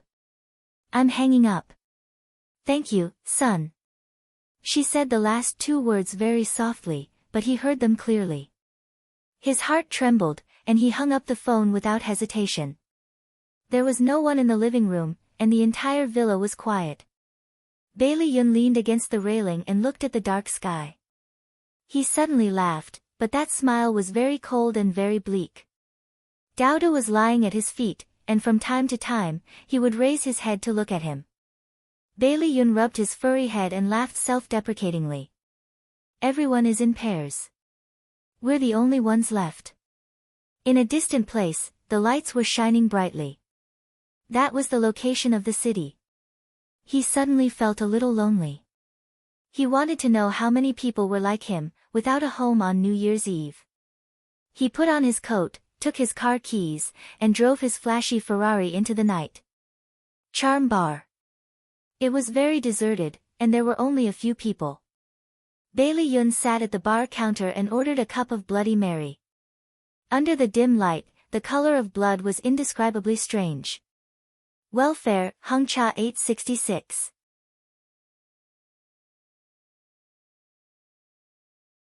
Chapter 314. Bailey Yun took out his phone and called Xiao Tiansheng. I'm at your bar. Come out and have a drink with me. Xiao Tiansheng's voice was very low. Tomorrow. Now the old man is educating me. Bailey Yun chuckled. Okay, I wish you a safe retreat. Xiao Tiansheng sighed helplessly. He wanted to say something, but his father's roar came from the other end. Which rascal is calling you again? It's the new year. Are you going to go out and cause trouble? I'm hanging up. Xiao Tiansheng hurriedly said and hung up the phone. Bailey Yun stared at his phone and shook his head with a smile. He made a few more calls to his former friends, but none of them had time to accompany him. Some said they wanted to accompany their families, some said they wanted to accompany their girlfriends, and the most ridiculous one said he wanted to work overtime. At a critical moment, no one can be relied on. Bailey Yun shook his head and threw his phone on the bar counter. He gave up on looking for his friends to drink with him. The crisp sound of high heels could be heard. The bar was deserted and there was no entertainment. Bailey Yun naturally turned around and decided to kill some time. A slim figure appeared at the door. The doorman helped her take off her coat and she walked over in a pair of high-heeled leather boots that were more than 10 centimeters high. She was wearing a red sweater dress, black stockings, and black sheepskin boots. Her wavy hair was draped over her shoulders and she had a great figure. Bailey Yun gave her a score of 90. As she walked closer, Bai Li Yun could clearly see her face. It was a charming and delicate face, with curved willow leaf eyebrows, tender eyes, and a bit of charming crimson lips. Her appearance added a warm atmosphere to the deserted bar. All the men stared at her in amazement. Some of them were already eager to try and hit on her. Bailey Yun was a little dispirited. He raised his eyebrows and turned around indifferently to slowly taste his cocktail. The sound of her footsteps was particularly clear in the empty bar. He clearly heard her walk to his side and sit down beside him. Her voice was as gentle as water as she said, I'll have a glass of Bloody Mary. Her Mandarin was a bit clumsy. She had a foreign accent and an oriental face. Bailey Yun was sure that she was either Korean or Japanese. His slender fingers held the wine glass and gently swirled it as he looked at the wine glass lazily. The beauty suddenly chuckled. No man has ever ignored my existence like you do. Bailey Yun raised his eyebrows and looked at her sideways. He narrowed his eyes and said, I don't like women like you. The beauty covered her mouth and chuckled. Her movements were extremely charming. You're really direct. Someone once told me that he likes charming women like me the most. Is that so? Bailey Yun's expression was indifferent as he replied casually. Do you want to try my type? Her fingernails were dyed scarlet. She stretched her slender fingers in front of him and her sexy red lips curled up. My English name is Sophia. How should I address you? Bailey Yun. He politely shook her fingers and wasn't very friendly. She smiled. I just arrived in China today. However, it seems like I didn't come at the right time. Everyone is busy with the holidays. He said indifferently, the Spring Festival is a day for the whole family to reunite. It's very important to Chinese people. She glanced at the bar and nodded. No wonder there are so few people in the bar. Her beautiful eyes were fixed on him with complex emotions surging in them. What about you? Why don't you reunite with your wife and child? Bailey Yun's lips curled up mockingly. The woman I love is already married. I'm still single. What a pity. Sophia shrugged. She supported her exquisite face with one hand and smiled coquettishly. I'm single too. Why don't I accompany you for the holidays? Bailey Yun turned to look at her and his lips curled up in a strange smile. How do you plan to accompany me? I'll accompany you however you want me to. Her slender fingers slowly landed on his sharp chin and gently stroked it, sliding down to his Adam's apple. It's a pity that I'm not in the mood. He held her fingers and slowly moved them away. If you want to have fun, find someone else. Sophia was startled and seemed a little surprised. She suddenly smiled and said, I came here specifically to look for you. Bailey Yun frowned and looked at her seriously for a while. His brows relaxed and he said lazily, I don't know you. Why should we know each other when we meet? She moved closer to him and leaned against his chest. Her arms wrapped around his muscular waist and her mouth was close to his ear. She blew hot air into his earlobe and whispered seductively, Tonight, I'm your, what a persistent woman. Bailey Yun let her hug him and then leaned close to her ear and bit her earlobe. Her body trembled sensitively, and her arms tightened even more. He chuckled. Not only are you persistent, but you're also a sensitive woman. She stuck out her tongue and licked his ear. Do you like it then? What do you want? There was a hint of coldness in his laughter. A one-night stand or money? Your body. She was like a seductive snake as she wrapped around him tightly. Her hands caressed his back and chest unscrupulously. She looked up at him with her charming eyes that could melt him. She licked her sexy red lips with her pink tongue. And your love, Bailey Yun raised his eyebrows. You're too greedy. She smiled strangely. I'll get it. He laughed and shook his head. He couldn't be bothered to argue with her. She didn't explain and kissed his thin lips. The tip of her tongue traced the shape of his lips and tried to invade his territory. However, he was indifferent and kept his lips shut. However, to outsiders, they looked like a pair of lovers who were kissing passionately. Even the waiter at the bar couldn't stand it and lowered his head to focus on the beer bottle. Sophia stubbornly kissed him. One of her hands quietly slid to his abdomen, and then slowly moved downwards. Bai Lian's eyes were clear and cold, without the slightest hint of lust. He suddenly tightened his grip on her hand and abruptly pushed her away. He coldly said, The game is over. You can be eliminated. He was already tired of the boring game of hunting for women. In the past half a year in America, he had put all his energy into his work and rarely went to places of pleasure. He suddenly got up and took out a few notes from his wallet and placed them on the bar counter. That glass of beer is on me, he said plainly. He didn't look at her anymore and turned to leave. Sophia ran her fingers through her hair and looked at his back as he walked away. Her eyes were deep and serene, and there was a strange smile on her lips. She muttered a few words in Japanese, and it just so happened that the waiter at the bar understood Japanese. He clearly heard her say, I didn't expect you to actually change.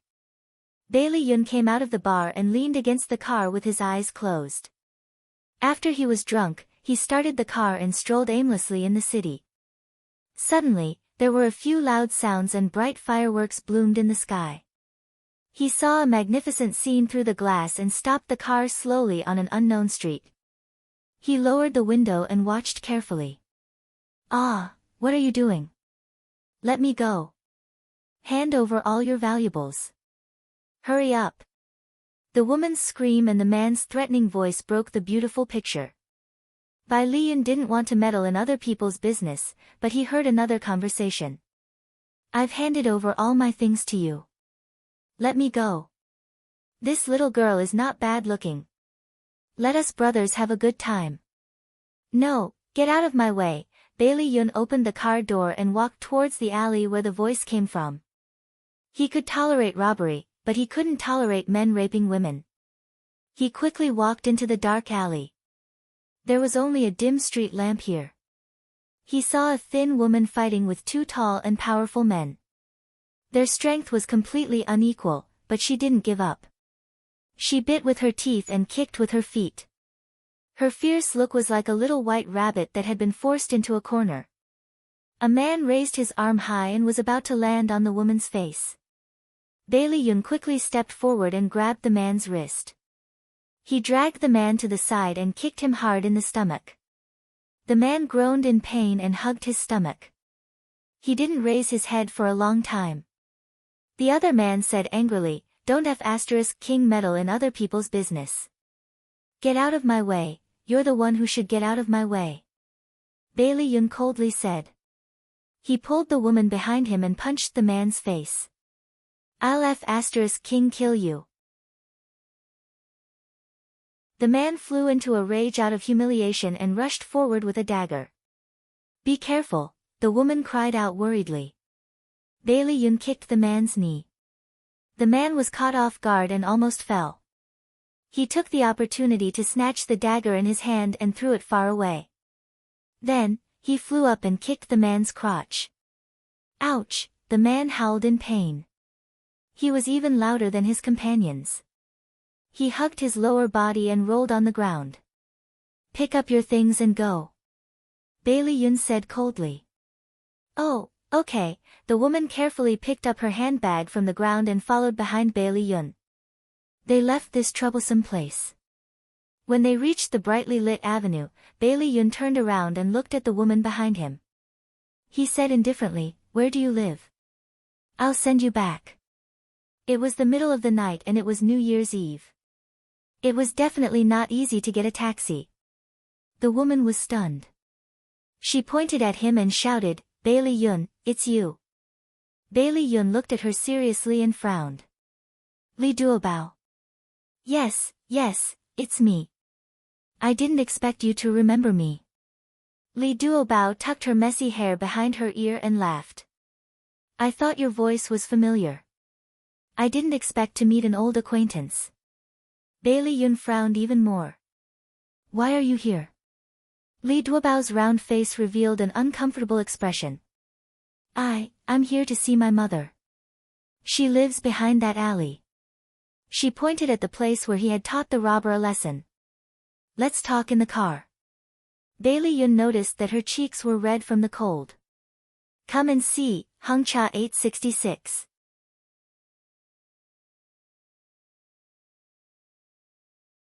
Chapter 315. "Oh, okay." Li Duobao obediently followed him into the car. "Tell me. Since you're going to visit your mother, why are you here in the middle of the night?" Bai Lian turned to stare at her, looking a little unhappy. She lowered her head, twiddled her slender fingers, and said softly, "My mother remarried, and my stepfather often drinks. When he's drunk, he'll go crazy and say some nasty things.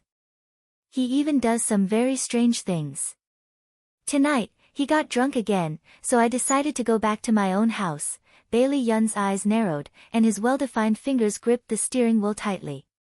He said in a deep voice, "Did he violate you?" Li Duobao lowered her head even more.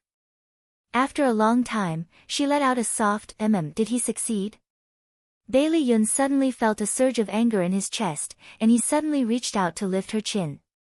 She shook her head frantically. "No, he really didn't, idiot." Bai Lian knocked her forehead hard and shouted at her, "Why didn't you call the police? Why didn't you tell your mother?" Tears welled up in her eyes. I lost my father when I was young, and my mother raised me alone. It wasn't easy for me to find happiness. I don't want to destroy it, you. The anger in Bai Liyun's heart gradually dissipated, and an unknown emotion surged in his heart. He stared at her tear-stained face, and after a moment of silence, he said in a low voice, "How do you know that your mother is happy? Maybe she's enduring it because she doesn't want you to worry." Li Duobao wiped her tears and smiled. "No, my stepfather actually treats my mother quite well. I see her smiling happily in front of him."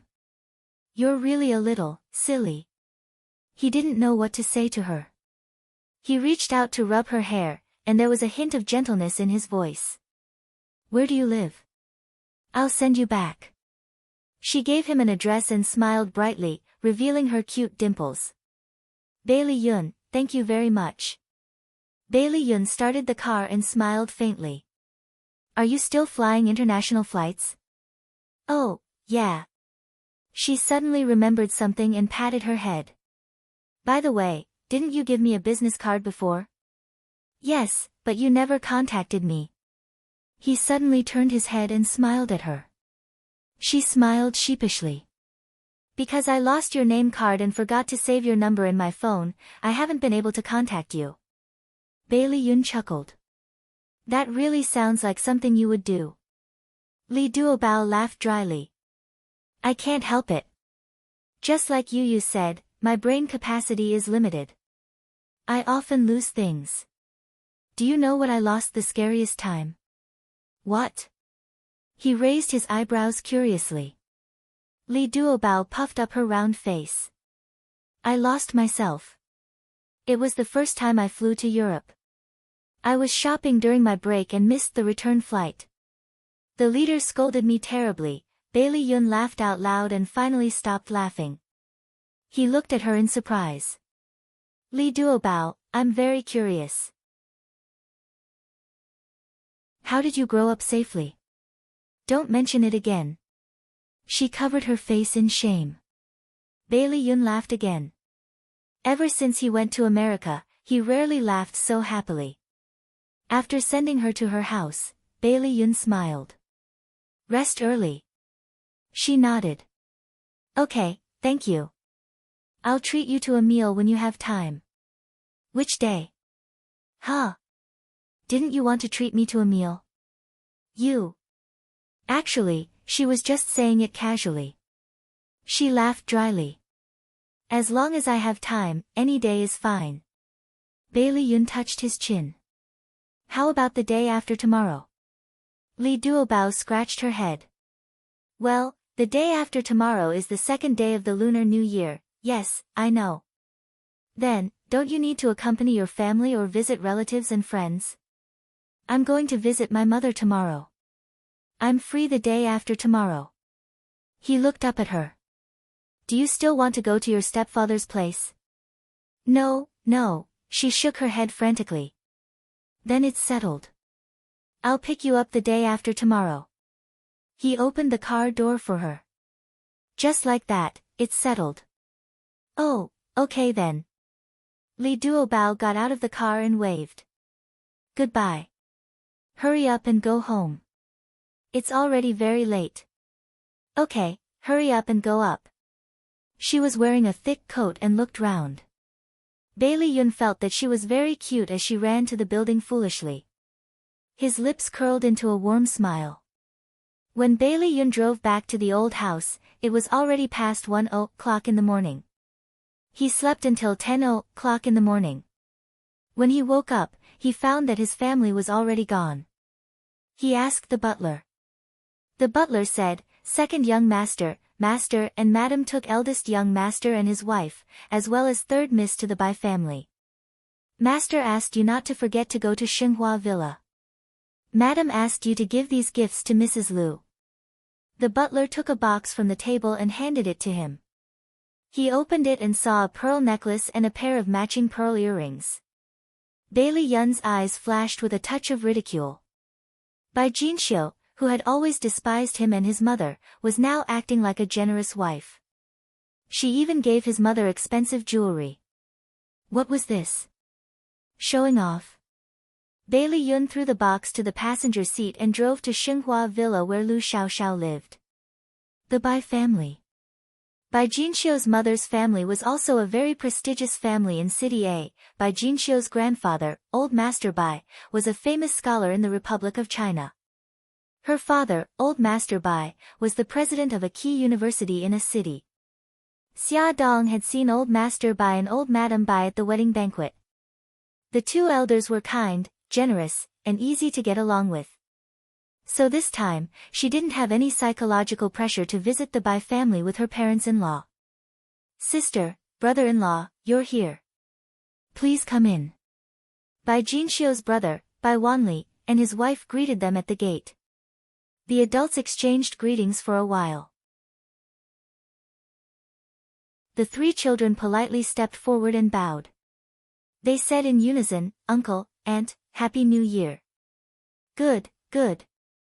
The three children are getting cuter and cuter." Madam Bai smiled and gave each of them a red envelope. The three children politely thanked her. The children of the Bai family also came forward to greet Bai Xiong and the others.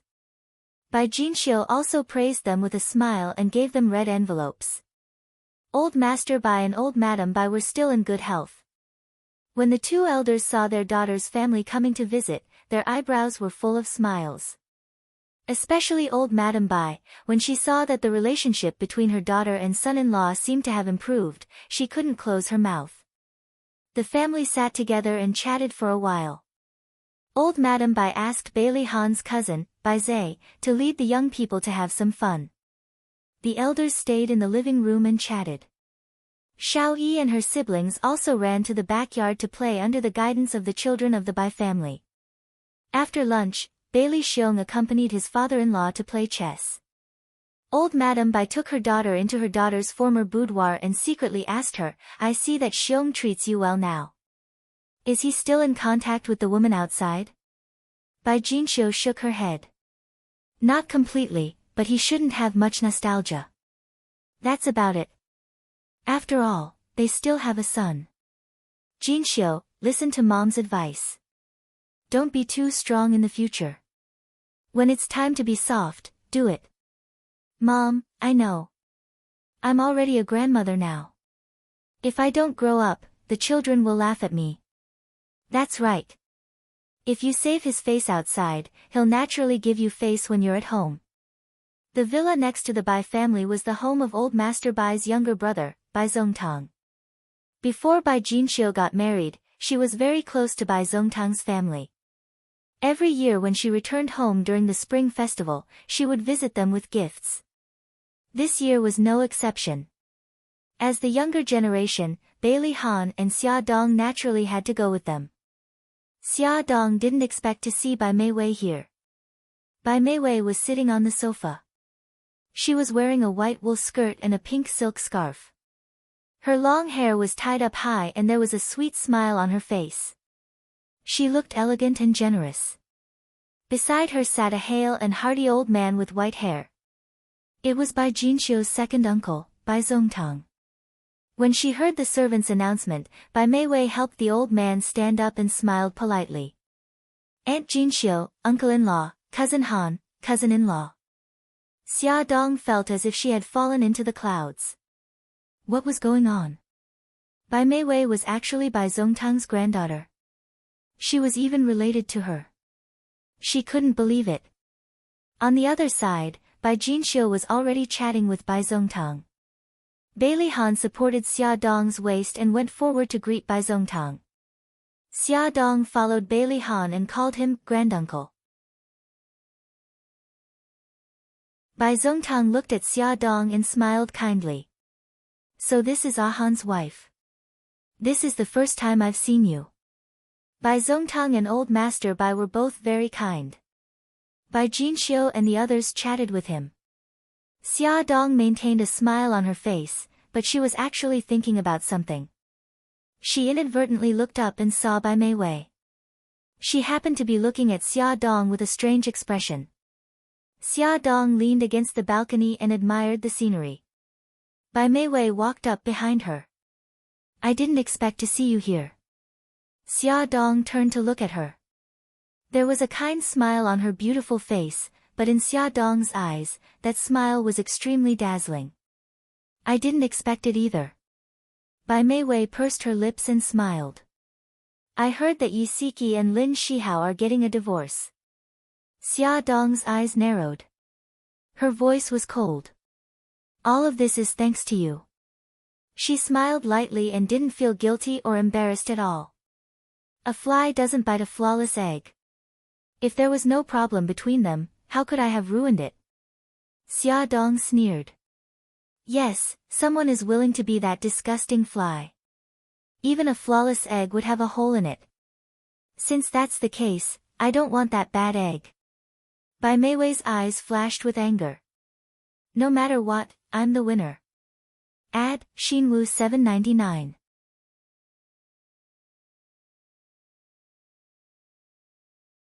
Chapter 316. Xia Dong smirked. Are you so sure that Lin Shihao will marry you after the divorce? Bai Meiwei pursed her lips. Of course. Oh, then congratulations. You're finally going to be the mistress. Xia Dong's tone was full of sarcasm. You want to use me to make Siki sad? You're too naive. Xia Dong and Bai Meiwei didn't have much interaction to begin with, but Bai Meiwei had taken the initiative to talk to her about Yi Siki and Lin Shihao. Her intentions couldn't be more obvious. She wanted to use Xia Dong's mouth to convey these words to Siki and make her sad. Bai Meiwei's eyes flashed and she smirked. You two are really good sisters. Xia Dong chuckled. A person like you is only fit to be friends with Su Xingchen. What's the saying again? Birds of a feather flock together. Bai Meiwei clenched her fists. Her eyes were filled with anger, as though she was trying her best to suppress it. Xia Dong said mildly, Bai Meiwei, I really sympathize with you. After Xia Dong said this, she ignored her and walked past her. Bai Meiwei's sharp voice came from behind her. What do you mean? Xia Dong didn't even turn her head as she said coldly, Am I not clear enough? Are you a trash collector? You pick up the things that others throw away like their treasures. So I sympathize with you. She walked straight ahead.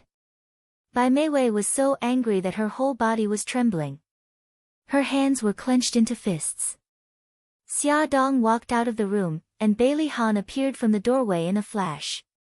He held her waist, and with a smirk on his lips, he said in a low voice, I'm starting to feel lucky that my wife's sharp tongue isn't used against me. Humph, Xia Dong snorted coldly.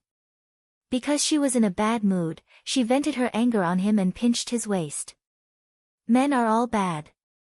As long as the red flag at home doesn't fall, the red flag outside is always swaying. Honey, you've wronged me. The man standing in front of you is definitely a good man. Bai Lihan hugged her tightly and led her down the stairs. Xia Dong looked up at him with a gentle smile on his handsome face, as if he would tolerate her no matter how she threw a tantrum. She couldn't help but rub his face and snorted, Your performance is not bad for the time being, but you still have to go through a long-term test. He stroked her hair as if he was comforting a pet. Don't worry. The sun and the moon can bear witness to my feelings for you. Mushy. She rolled her eyes at him, but the corners of her lips curled up. After returning home, Xia Dong was still brooding over this matter. Hubby, I didn't expect that Bai Meiwei and you were actually relatives. Why didn't you tell me before? You're still thinking about this? Bai Lihan helped her take off her coat and hung it on the hanger. I don't like her. I hate her. It was this hateful woman who caused the breakdown of Siki and Lin Shihao's relationship. You never asked about it. Why did I remember to tell you about those irrelevant people? Bai Lihan ruffled her hair helplessly. Don't be angry, okay? Irrelevant people? Aren't you relatives? Xia Dong glared at him. Her father, Bai Jiao, is just an adopted son of my maternal uncle and grandfather. He rarely interacts with us. Bai Meiwei is even more out of the question. I almost forgot that I had a relative like her. Bai Lihan kissed her cheek. do you feel better now? Yeah, a little better. She opened her arms and hugged him, rubbing against his chest. She gritted her teeth and said, I hate mistresses. I hate mistresses too. Let's not talk to her anymore. He sat on the sofa and helped her onto his lap. Yeah, okay. Something seemed to be wrong. Xia Dong suddenly looked down and realized that someone was burying his head in her neck. The corner of her mouth twitched. Hubby, what are you doing? It's obvious that I'm planting strawberries. He sucked on the delicate skin of her neck. She was speechless. I'm talking to you very seriously now, he continued to plant strawberries.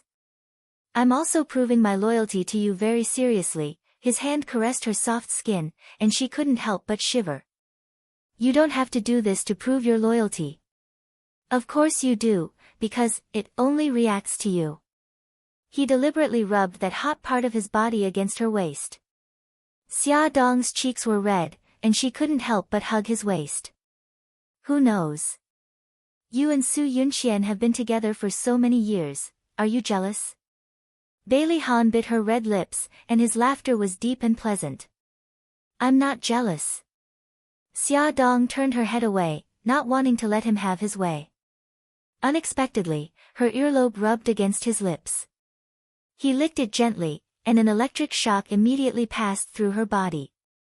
His hands became even more unrestrained, and his low voice was bewitching. Back then, you didn't just steal my clothes, you also stole something else. What? She raised her beautiful neck, and her eyes were a little dazed. My first time. He suddenly lowered his head and bit her red fruit. She trembled sensitively, and her hands hugged him tightly, but her mouth was still unforgiving. Even if what you said is true. In those 5 years, you didn't touch Su Yunqian. Can you bear it? That's why I said it only has feelings for you. He held her waist and adjusted his position.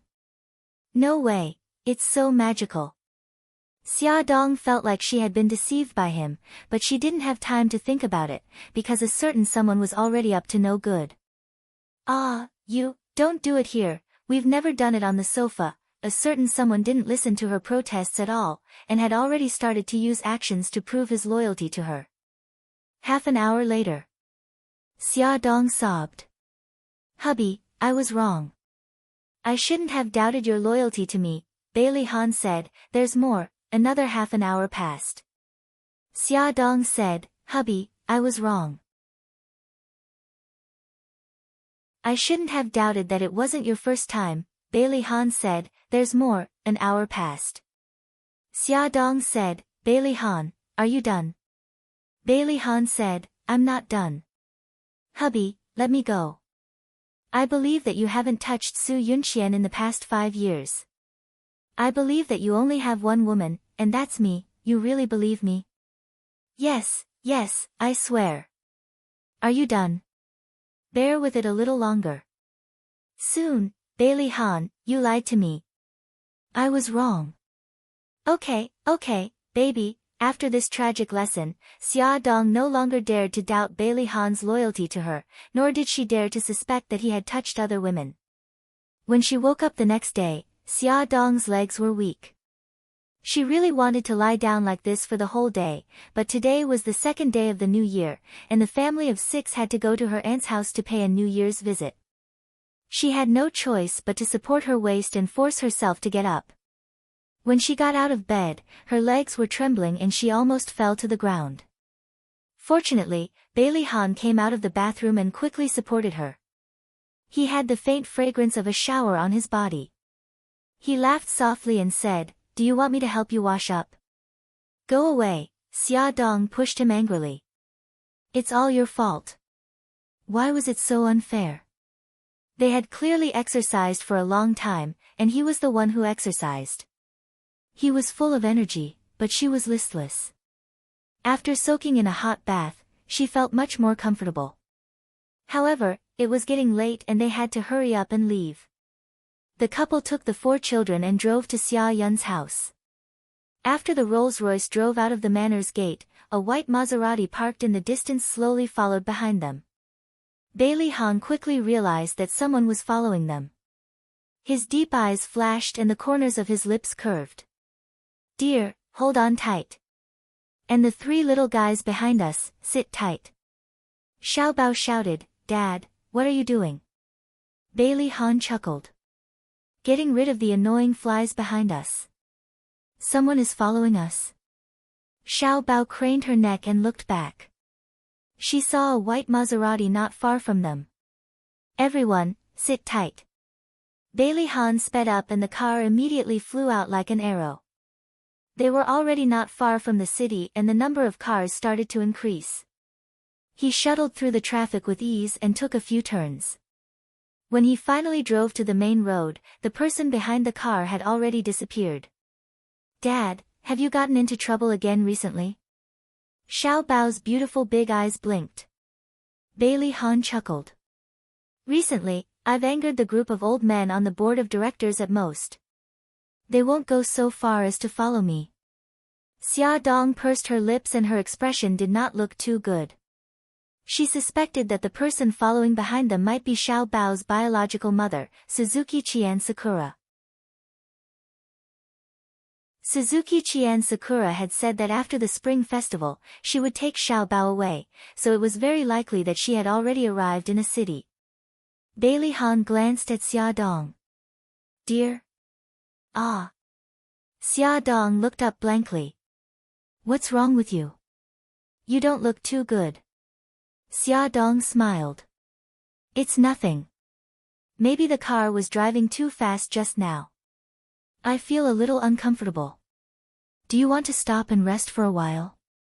Bailey Han looked worried. "It's okay, I'm much better now. Besides, we're almost at Aunt's house." Xia Dong quickly changed the topic. "Hubby, I heard from Aunt that cousin Gao Feng has also come back to visit his family this year. Didn't you say that he works at the American National Defense Research Institution? Is the American side willing to let him return?" It was already incredible that the American government was willing to use Chinese people to do that kind of confidential research work, let alone let him return to visit his family. "Yes, I also think it's very strange, but this also shows that cousin is very powerful. Otherwise, the American government would not agree to let him return to China in order to appease him." Xia Dong's brows were filled with pride. When she was young, Gao Feng was her idol. This was the first time Gao Feng had returned to China to visit his family after going abroad.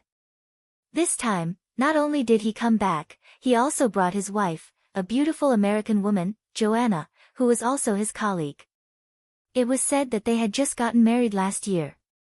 Because the government kept it a secret, Gao Feng was not allowed to tell his family.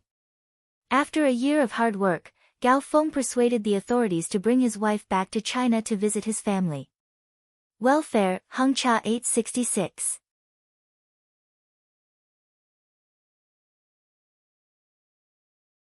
Chapter 317. Although Xia Dong and Gao Feng hadn't seen each other for 7 years, they quickly warmed up to each other because of their blood ties. In order to get closer to her husband's family, Qiao Anna had specially learned Chinese for a period of time.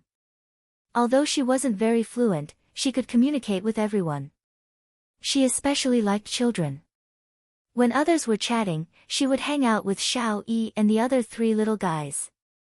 She spoke broken Chinese and played games with them. The children laughed kindly and helped her to correct her pronunciation. She would smile brightly and say, "Thank you," with perfect pronunciation, making everyone laugh. The family was happy and harmonious, and the laughter was endless. When they parted, Xia Dong was a little reluctant.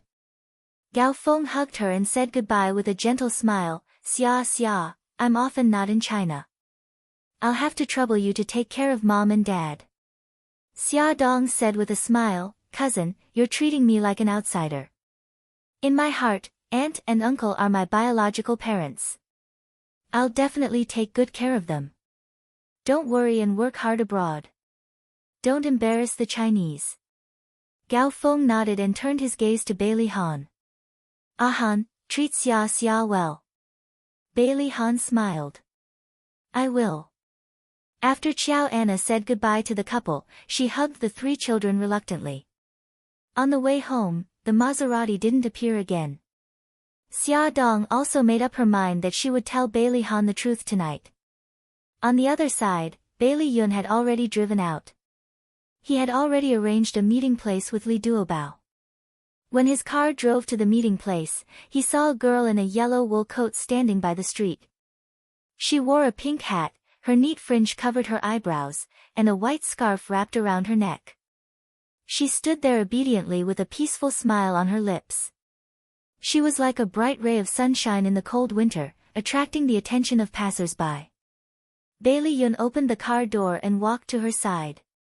He said with a hint of reproach, "Why didn't you wait inside? It's so cold outside." Behind her was a cafe. Li Duobao stuck out his tongue.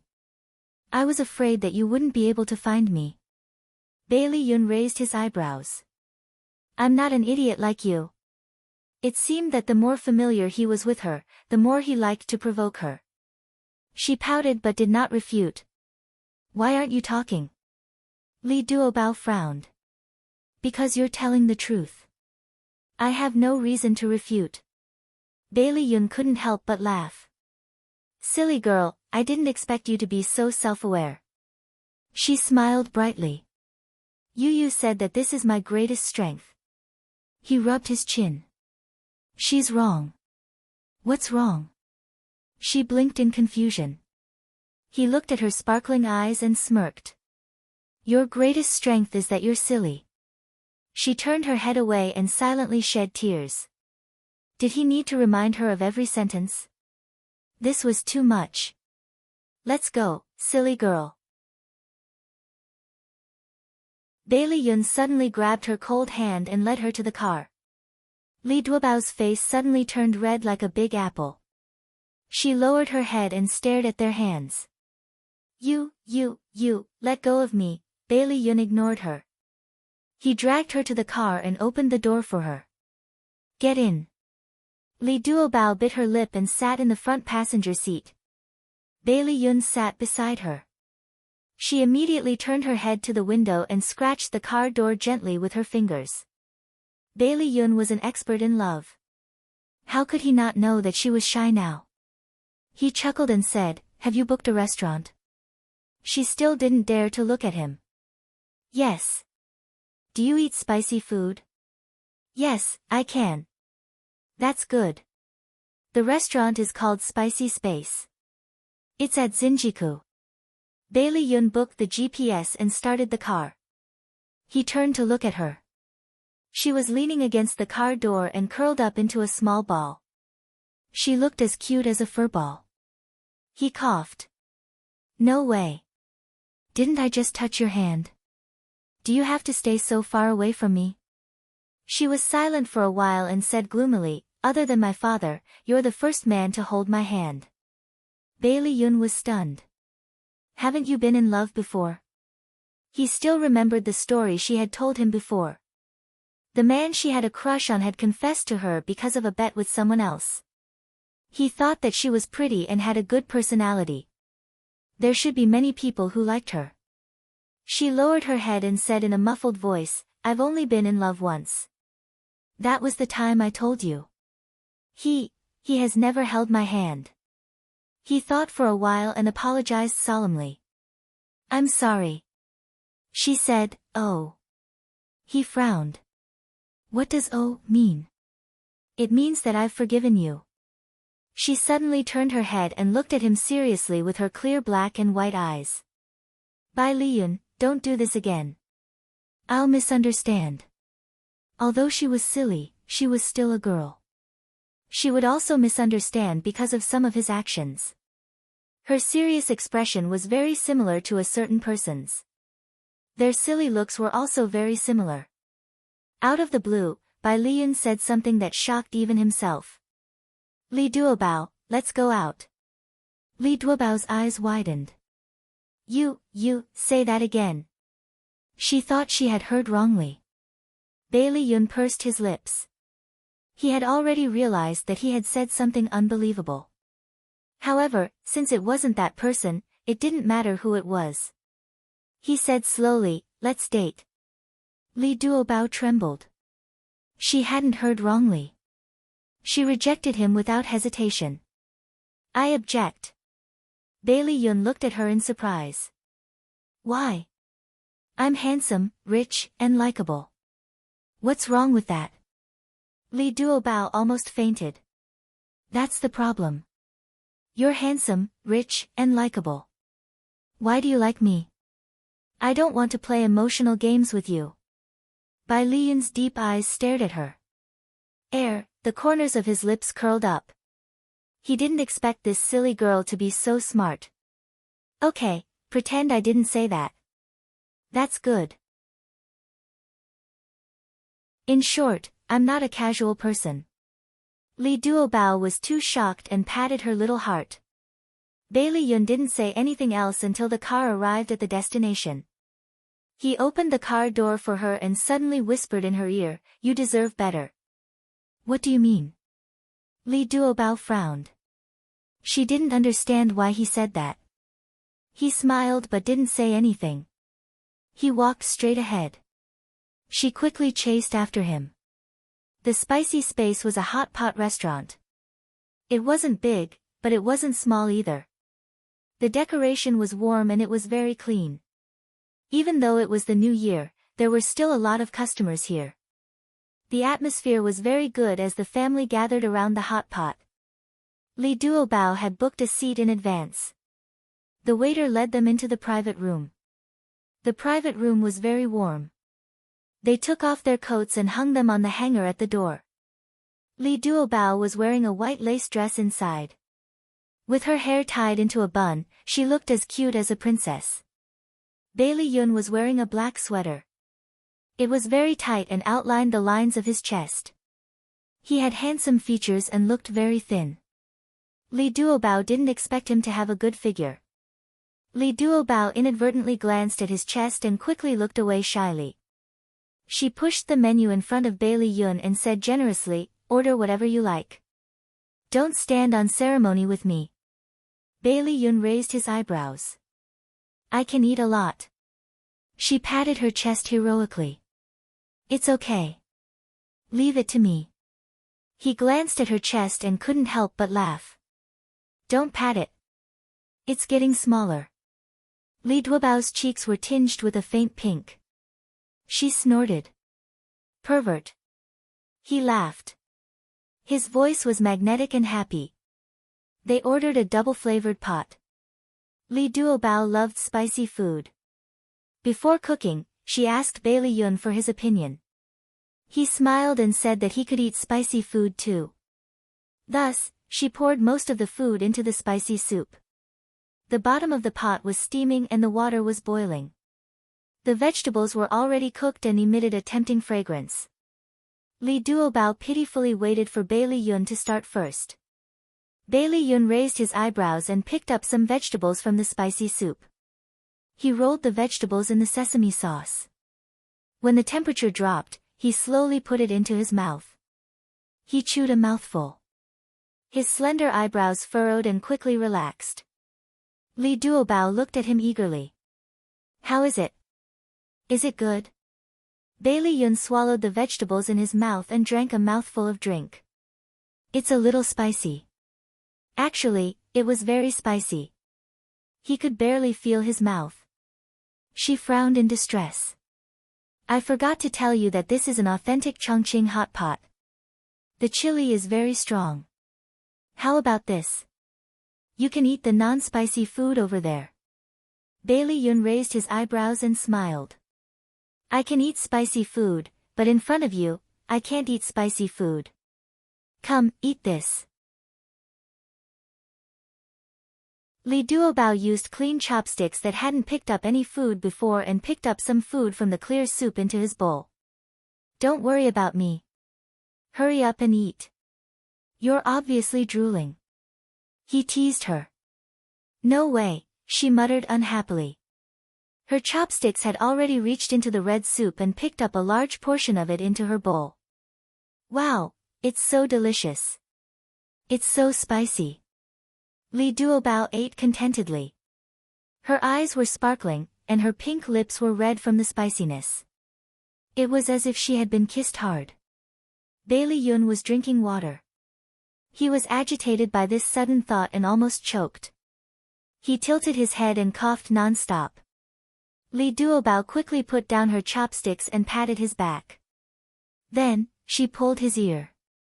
Are you better now? Bailey Yun stopped coughing. His handsome face was red from coughing, and his eyes were misty as he stared at her. She felt uncomfortable being stared at by him. She let go of her hand embarrassedly. I'm sorry. When I was young, I choked. My mother helped me pull my ear. She said it helped relieve the pain. He grinned. No wonder.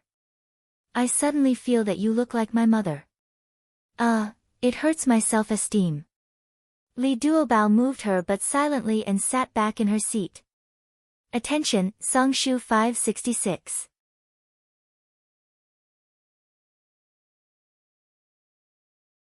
Chapter 318. Li Duobao hugged his round belly and followed behind Bailey Yun. He climbed into the Ferrari and stretched his body in satisfaction. It's so delicious. My whole body is warm now. It's great. Bailey Yun raised his fox-like eyes slightly and laughed.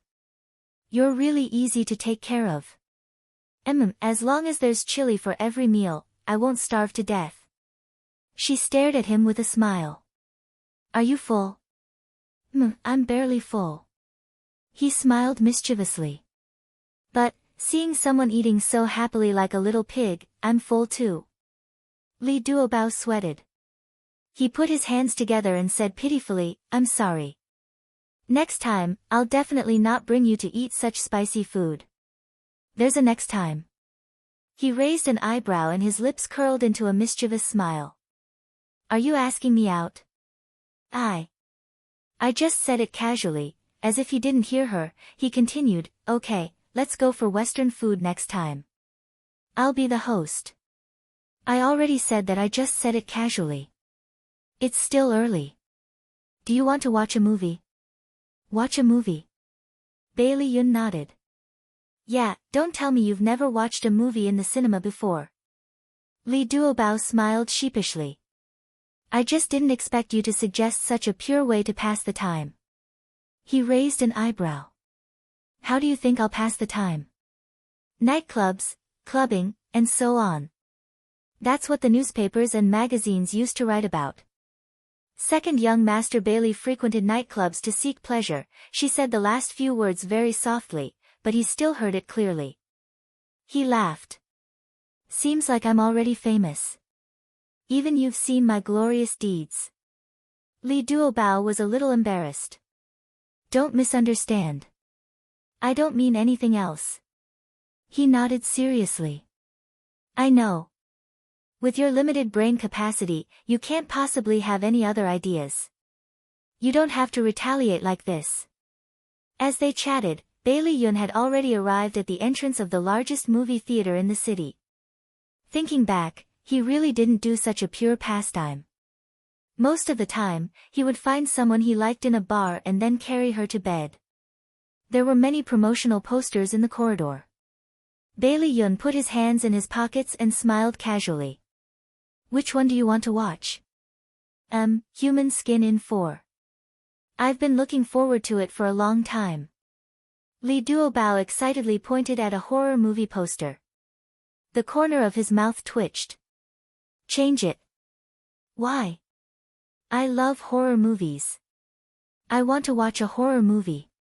Bailey Yun clenched his right fist and coughed. He looked a little embarrassed. I don't like it. Li Duobao suddenly realized and shouted, you don't dare to watch horror movies. He quickly covered her mouth. Keep your voice down. It was very embarrassing for a man to not dare to watch a horror movie. She blinked and signaled for him to let go. The lips under his palm were soft and felt good to the touch. He reluctantly retracted his hand. So, let's change to another movie. She looked dejected. All right then. How about that sci-fi movie? He knocked on her forehead. I thought romantic movies were your style. She was still depressed because she couldn't watch the movie she liked. She looked up and bared her teeth at him. What's so good about romantic movies? They only make girls cry. I just don't want you to watch a horror movie. Is there a need to show me such a bitter and vengeful face? Okay, I'll listen to you and watch a horror movie. Bailey Yun naturally held her hand and walked to the ticket counter. Halfway there, he suddenly realized that something was wrong and quickly let go of her hand. Li Duobao stared at him with a pair of sparkling eyes. I was careless and forgot about it. Bailey Yun's charming foxy eyes blinked. He reached out his hand and smiled mischievously. At most, you can hold my hand and I'll make it up to you. Do you really think I'm an idiot? Li Duobao slapped his hand away and rushed forward like a cannonball. He quickly jogged to catch up with her. Don't be angry. I didn't do it on purpose. She suddenly stopped in her tracks and quickly turned around. He ran too fast and couldn't stop in time. His hard chest bumped into her small nose. She covered her nose and wailed. I'm sorry. Let me see if there's a nosebleed. He hurriedly cupped her face, grabbed her hand, and moved it away from her face. Her nose was red, but fortunately, there was no nosebleed. She was in so much pain that her face scrunched up. She gritted her teeth and complained, "Why are you so close to me? Don't be angry. Be good." He stroked her hair as if he was stroking Daodu, soothing her hair. She stared at him with her big beautiful eyes. Take your hand back. Okay. 2 steps away from me. Okay. He moved according to her instructions. He was so obedient that he didn't look like Bailey Yun at all. The two of them walked to the ticket counter.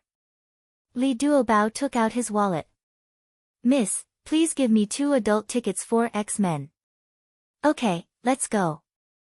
She turned around and waved the movie tickets in her hand. He looked at her deeply. Didn't you say you wanted to watch a horror movie? She puffed up her cheeks. Didn't you say you didn't like it? A warm smile appeared in his eyes, and the corners of his lips curled up. Bailey Yun held popcorn in one hand and a drink in the other. He shuttled through the dark cinema with her and found a seat. It was a 3D movie, and the visual effects were quite good. The scene was grand, and Li Duobao was attracted by the exciting plot. He almost forgot about the popcorn in his hand. Bailey Yun reached out to grab a handful of popcorn from her arms from time to time and chewed happily. Seeing that she was attracted by the movie, he had the idea of pranking her. He pinched a piece of popcorn in his hand and quietly put it to her lips. He whispered, "Open your mouth." She stared at the screen and didn't even look at his hand. Gigai opened her mouth, but he didn't put the popcorn in her mouth. Instead, he suddenly retracted his hand and put it in his own mouth. Li Duobao waited for a while, but there was no movement. She turned around and saw a certain someone chewing popcorn happily. His eyes were sparkling as he stared at her and smiled. He was obviously proud of his successful prank. Childish, she said angrily. She grabbed a handful of popcorn from the paper bag and chewed it as if she was taking revenge. The Ferrari stopped below Li Duobao's house. After the two of them said goodbye, Li Duobao waved and turned to leave. Bailey Yun looked at her round back and suddenly shouted, "Li Duobao, huh?" She looked back at him with a blank face. A warm smile appeared in his eyes, and his voice was gentle and magnetic. "Thank you. I haven't been so happy in a long time." She was stunned. Her eyes curved and 2 cute dimples appeared on her face. "You're welcome." She waved again and hummed a tune as she ran away. Bai Lian patted his forehead, he felt as if he was going to fall ill. He actually felt that this silly chick was very cute. Bailey Yun drove the Ferrari back to the old mansion and hummed a tune as he walked upstairs. His phone suddenly rang. It was an unfamiliar number, and a familiar woman's voice came from it. Bailey Yun, I want to see you. Bailey Yun said lazily, there are many women who want to see me. Tell me a reason why I must see you. The woman chuckled. We met at Seductive Charm. I'm Sophia. His tone was indifferent. We don't have anything in common. There's no need to meet again. Her voice was lazy and gentle. I don't think so. I know a secret about you. If you don't come, you might not know it for the rest of your life. I'm not interested. It's related to 5 years ago when you were in America. You took drugs and went to jail. This matter is more interesting than the 2 things I just said. Are you really not willing to hear it? Her voice was soft and seductive, but in his ears, it was extremely cold. He suddenly tightened his grip on the phone, and his voice was cold. Location? Outside the manor, turn right for 100 meters. Bailey Yun put on the coat that he had just taken off and walked out of the manor with steady steps. His face was expressionless, and his eyes were cold. After leaving the manor, he turned right for 100 meters. A white Maserati was parked by the roadside. He knocked on the window of the back seat, and the car door was unlocked. He opened the door from the outside. The air conditioner was on in the car, and it was very warm. Sophia was wearing a low-cut black dress that exposed a large area of her chest, and her deep cleavage was faintly discernible. The dress just covered her buttocks, and her slender legs were crossed. Her black stockings gave off a seductive glow under the dim light. Her red lips parted slightly, and her slender fingers patted the seat beside her. She smiled flirtatiously. Come and sit. Bailey Yun glanced at her indifferently and sat down beside her. Tell me, why did you call me here? She leaned against him softly and wrapped her arms around his waist. She hugged him tightly and said in a gentle voice, Ah Yun, don't be so cold. No matter what, we were once husband and wife for a period of time. Bailey Yun's body stiffened, and he suddenly reached out, pinched her chin, and pulled her face closer to the light to look at it carefully. It was a very delicate and beautiful face, but unfortunately, he did not have any impression of it. His slender fox eyes narrowed dangerously. Who are you? She chuckled. You already don't remember my English name, but do you still remember my Japanese name? I'm Suzuki Chien Sakura. You used to call me Chien Sakura. Suzuki Chien Sakura. Bailey Yun frowned, and tried hard to dig out the name in his mind. It seemed a little familiar, but he could not remember. You actually can't remember me. Sigh, I'm so sad. Suzuki Chien Sakura hugged him and leaned her head on his chest. Ah Yun, it seems that you used to have too many women. Bailey Yun did not deny it. When he was first sent to America by Bailey's family, he lived a very long life of debauchery. He took drugs, had promiscuous relationships, gambled, and mingled with people in the underworld. He had done all these things, and the number of women he had slept with was uncountable. Ad, Shinwoo 799.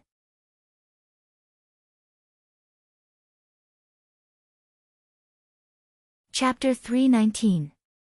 Her slender fingers were nimbly caressing his chest as they wandered about. Bailey Yun grabbed her wrist and said, So you're saying that you're the woman I had a one-night stand with before? Suzuki Chien Sakura looked up and blew hot air into his ear. She chuckled. It wasn't a one-night stand. We fooled around for at least a month. But it's a pity that you don't remember. Bailey Yun pinched his eyebrows. I really don't remember. Make it clear. Chien Sakura chuckled.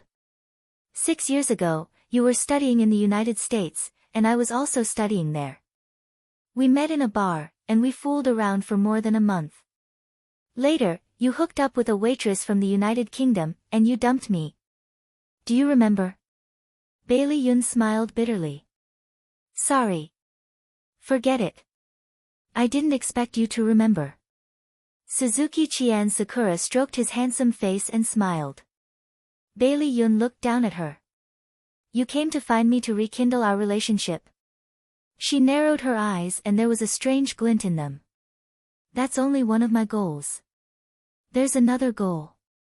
I want to tell you something. He raised his eyebrows and motioned for her to continue. She smiled ambiguously and stroked his lips. There was once when you didn't wear a condom and I forgot to take the morning after pill. I got pregnant. Bailey Yun's eyes narrowed and he said, and then? She played it down as if it had nothing to do with her.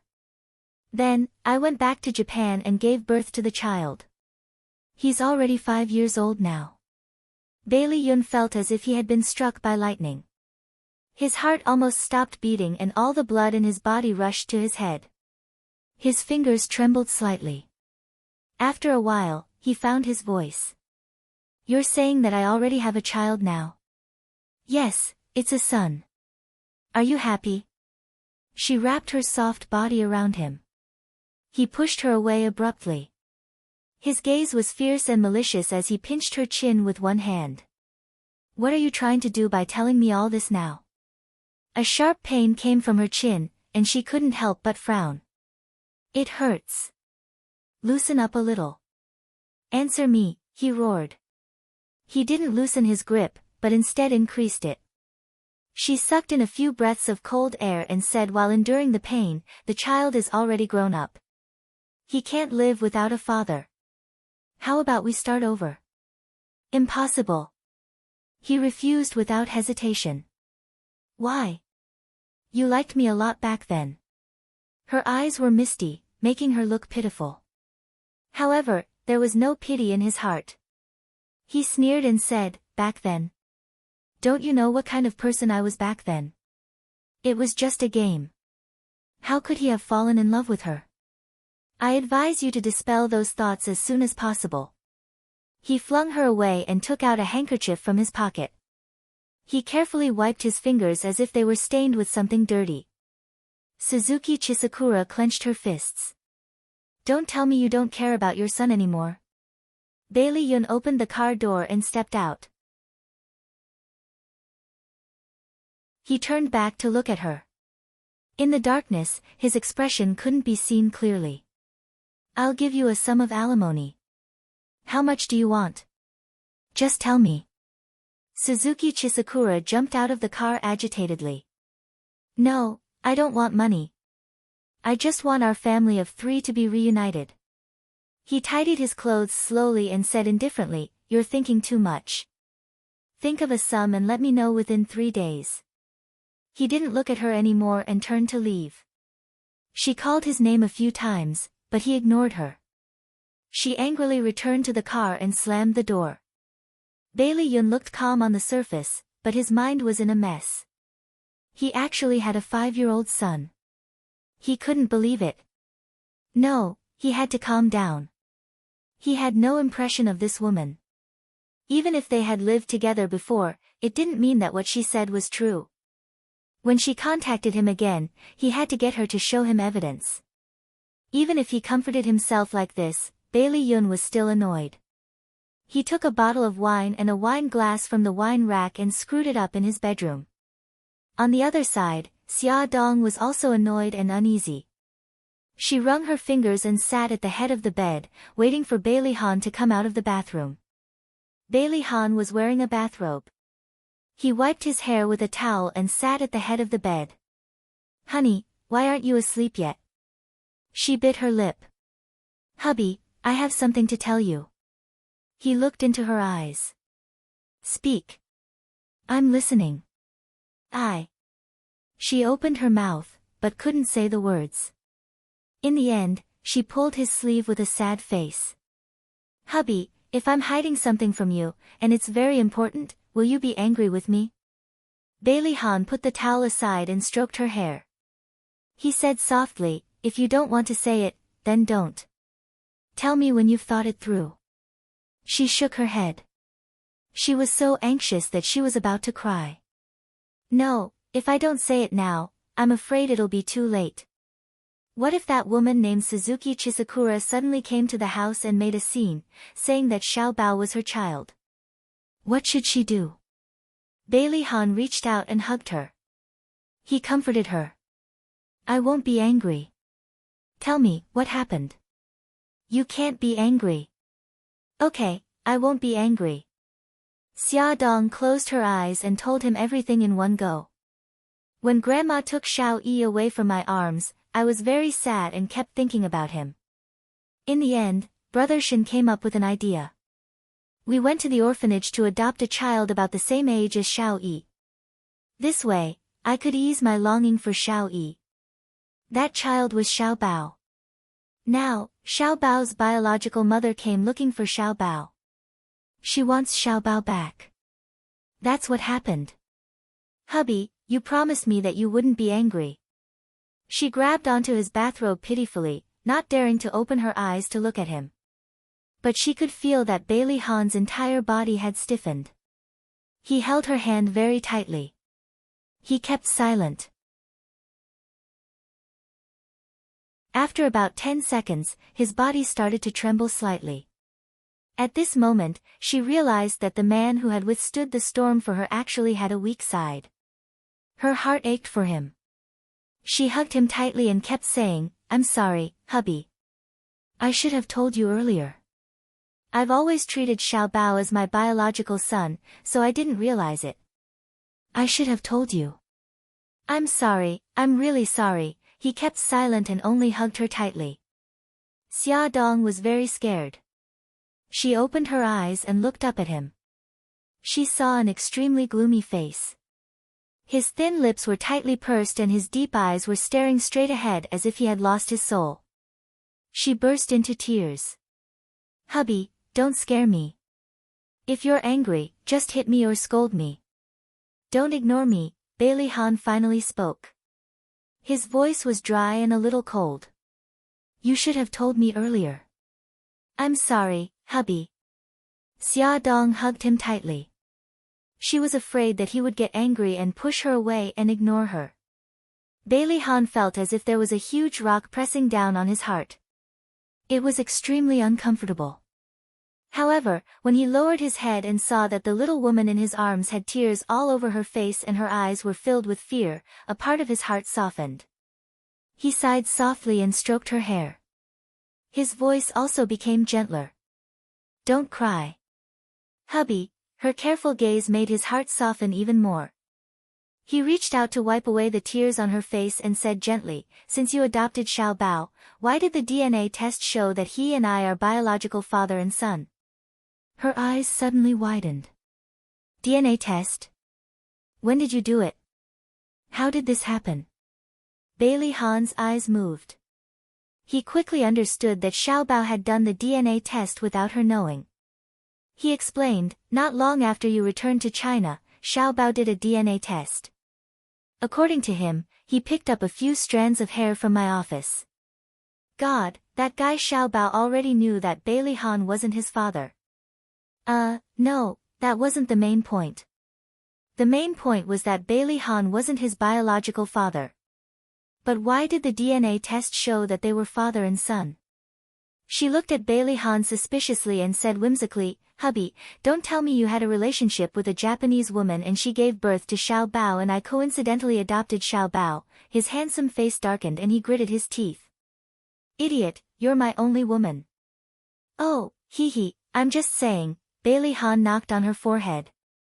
Suddenly, his eyes narrowed and he said in a low voice, "Xiao Bao only picked up a strand of hair from my office." "Who said that it was definitely my hair? Are you saying that someone else's hair could have fallen in your office and been picked up by Xiao Bao?" Bailey Han nodded. "Other than that, I can't think of any other reason." Xia Dong frowned. "What do we do now?" Xiao Bao's biological mother, Suzuki Qian Sakura, said that she would take Xiao Bao away after the spring festival. "How did she contact you? Tell me in detail." Xia Dong explained the process of Suzuki Qian Sakura contacting her in detail. Finally, she said, "Actually, I suspect that the car that followed us today was Suzuki Qian Sakura's car. I'm not ruling out this possibility. Don't worry.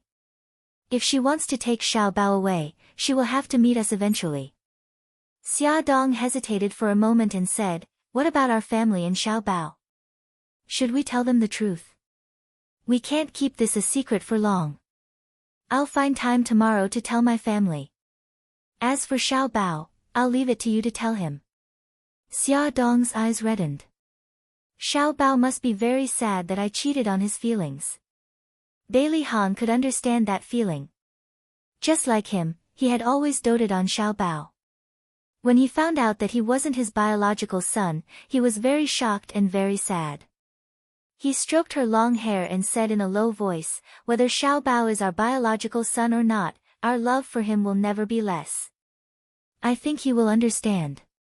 Awesome novel, Hengcha 866.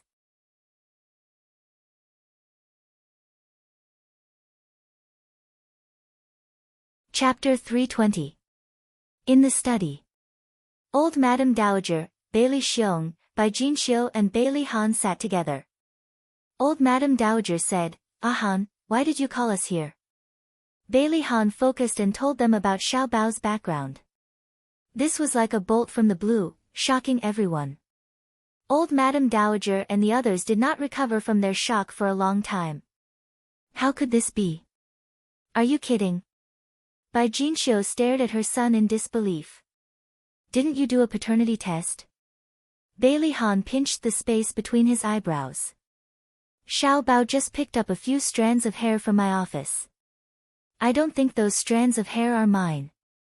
Bailey Xiong frowned and was in a very bad mood. Then whose are they? The people who come in and out of your office are basically people from your company. Xiao Bao was adopted by Xia from Japan. How could it be so coincidental that his father is related to your company? Besides the company's employees, there are also business partners who come in and out of my office. It's not easy to check them one by one. The most important thing now is that Suzuki Chisakura wants to take Xiao Bao away. Can we let her take him away? No. Old Madame Dowager, who had been silent all this time, suddenly slammed her hand on the table and said angrily, "In my heart, Xiao Bao is a descendant of the Bailey family. I don't agree to hand him over to that Suzuki Chisakura.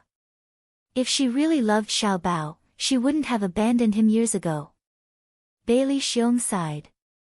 "Mom, even if that's the case, Xiao Bao is still Suzuki Chisakura's biological son.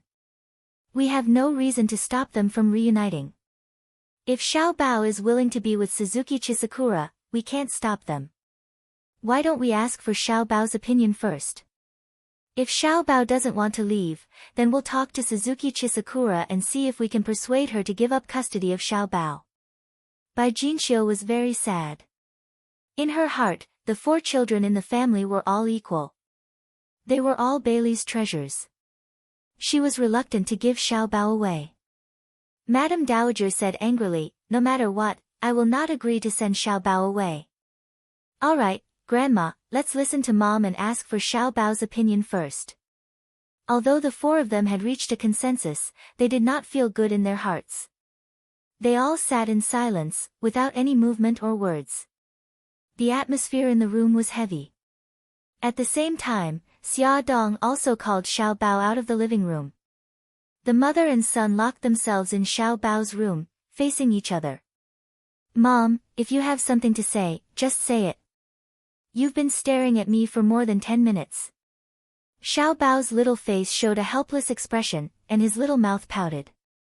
Xia Dong pulled his soft little body into her embrace. At this moment, her heart felt like it was being stabbed by a knife. She didn't know how to tell him the truth. "Mom, what's wrong? Did you have a quarrel with Dad?" Xiao Bao felt something cold and wet fall on his neck. He said indignantly, "You must have quarreled with Dad. Just you wait, I'll avenge you." The little fellow danced with joy, wanting to break free from her arms and avenge her. "No," Xia Dong hugged him tightly, and there was a hint of sobbing in her voice. "Xiao Bao, listen to Mommy. No matter what you hear later, you have to believe that Mommy and Daddy love you very much, and we will love you forever. Mom, don't cry." Xiao Bao was most afraid of his mother crying. He reached out his little hand and patted her back, carefully coaxing her. "Don't cry, don't cry. I know that you and Dad love me." The more sensible he was, the sadder Xia Dong was, and the more she didn't know how to say it. Mom, what's wrong with you? Xiao Bao's pink little face scrunched up. Xia Dong took a deep breath and tried to calm herself down. She held his weak shoulders and looked into his eyes seriously. Xiao Bao, listen to me. You, she stuttered for a long time, but couldn't finish her sentence. Xiao Bao was anxious. What's wrong with me? You are a child I adopted from an orphanage in Japan. Your biological mother is called Suzuki Chisakura. She contacted me a few days ago and said that she would take you away after the spring festival. Xia Dong finished speaking in one breath. Her hands were tightly gripping Xiao Bao's shoulders, as if she was afraid that he wouldn't be able to accept the truth and would suddenly run away. Xiao Bao was stunned. Then he laughed out loud. Mom, are you kidding me? I'm not kidding you, Xiao Bao. Everything Mommy said is true. Xia Dong held his face. Listen to me, Xiao Bao. No matter what, your daddy and I will always love you. No, I don't believe you. You must be kidding me. I did a paternity test. Daddy and I are father and son. Technology can't lie. Xiao Bao said emotionally. The hair you picked up doesn't belong to Daddy. Xiao Bao, everything I said is true. Xia Dong's eyes were filled with tears. I'm not listening. I'm not listening. Xiao Bao covered his ears and shook his head vigorously. Xiao Bao. Xia Dong hugged him. Listen to me. Mommy loves you. Daddy loves you too, Xiao Bao interrupted her angrily and pushed her chest hard. I'm not listening. I'm not listening. Go away. I don't want to see you. Xia Dong stroked his back and said gently, Baby, don't be agitated. Calm down first. Get out. I don't want to see you. Xiao Bao's eyes were filled with tears. He bit his lip stubbornly. Okay, I'll go out first. I'll always be your mommy. Xia Dong lowered her head and kissed his forehead. The tears in her eyes fell on his face. She quickly turned around and left with her mouth covered. There was the sound of the door closing. The tears in Xiao Bao's eyes rolled down. He slid from the sofa to the floor. He punched the thick carpet with both hands and wailed loudly. It was dinner time. The butler knocked on the door of each room and invited everyone downstairs to eat.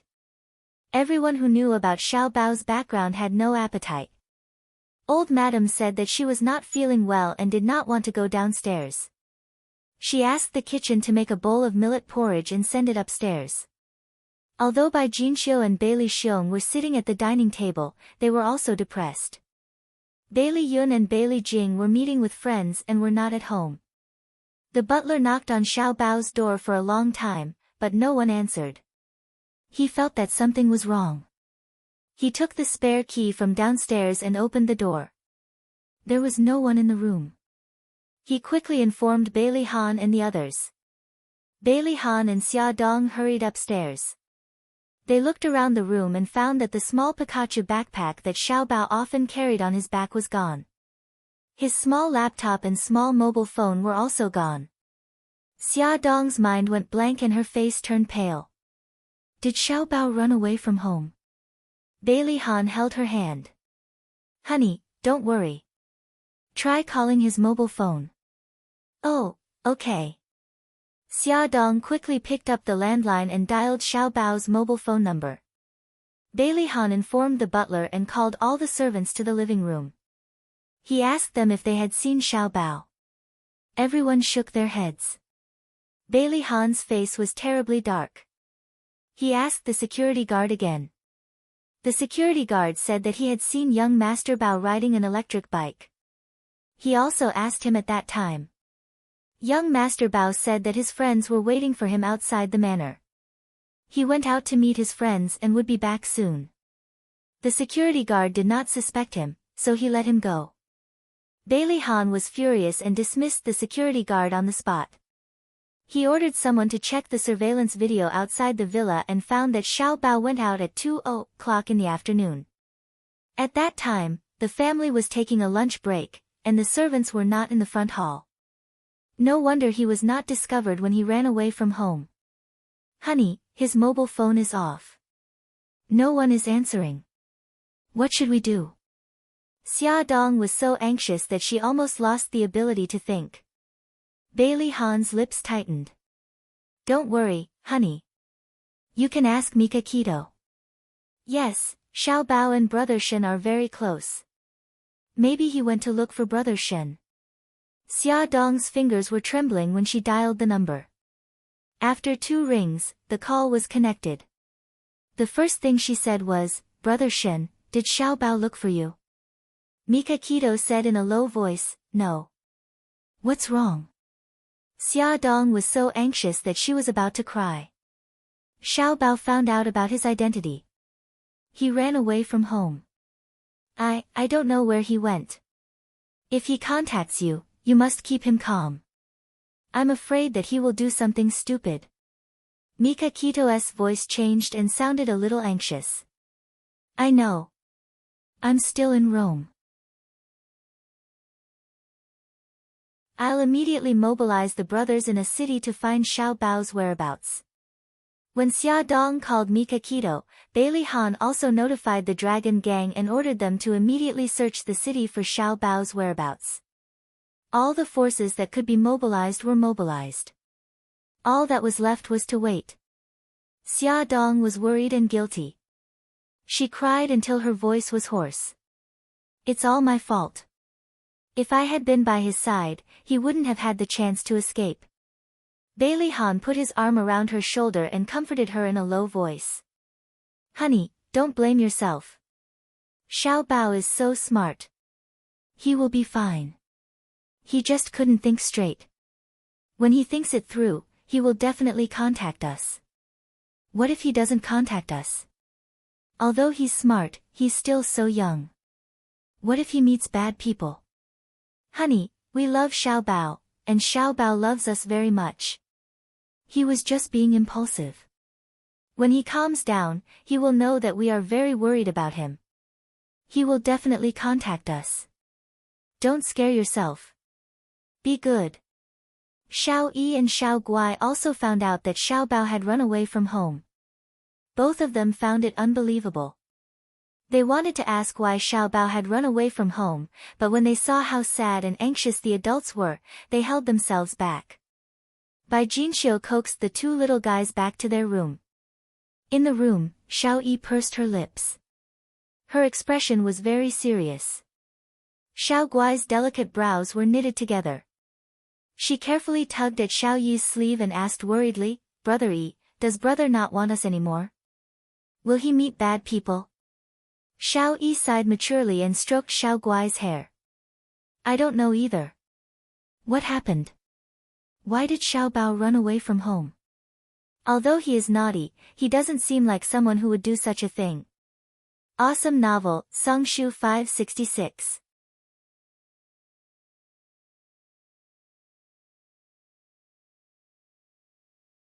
Chapter 321. That night, Bailey Jing and Bailey Yun returned home one after the other. When they heard that Xiao Bao had run away from home, they were very surprised. Their families were not in the mood to explain too much to them, so they still did not know much about Xiao Bao's background. At around 8:00, the Dragon Gang suddenly called.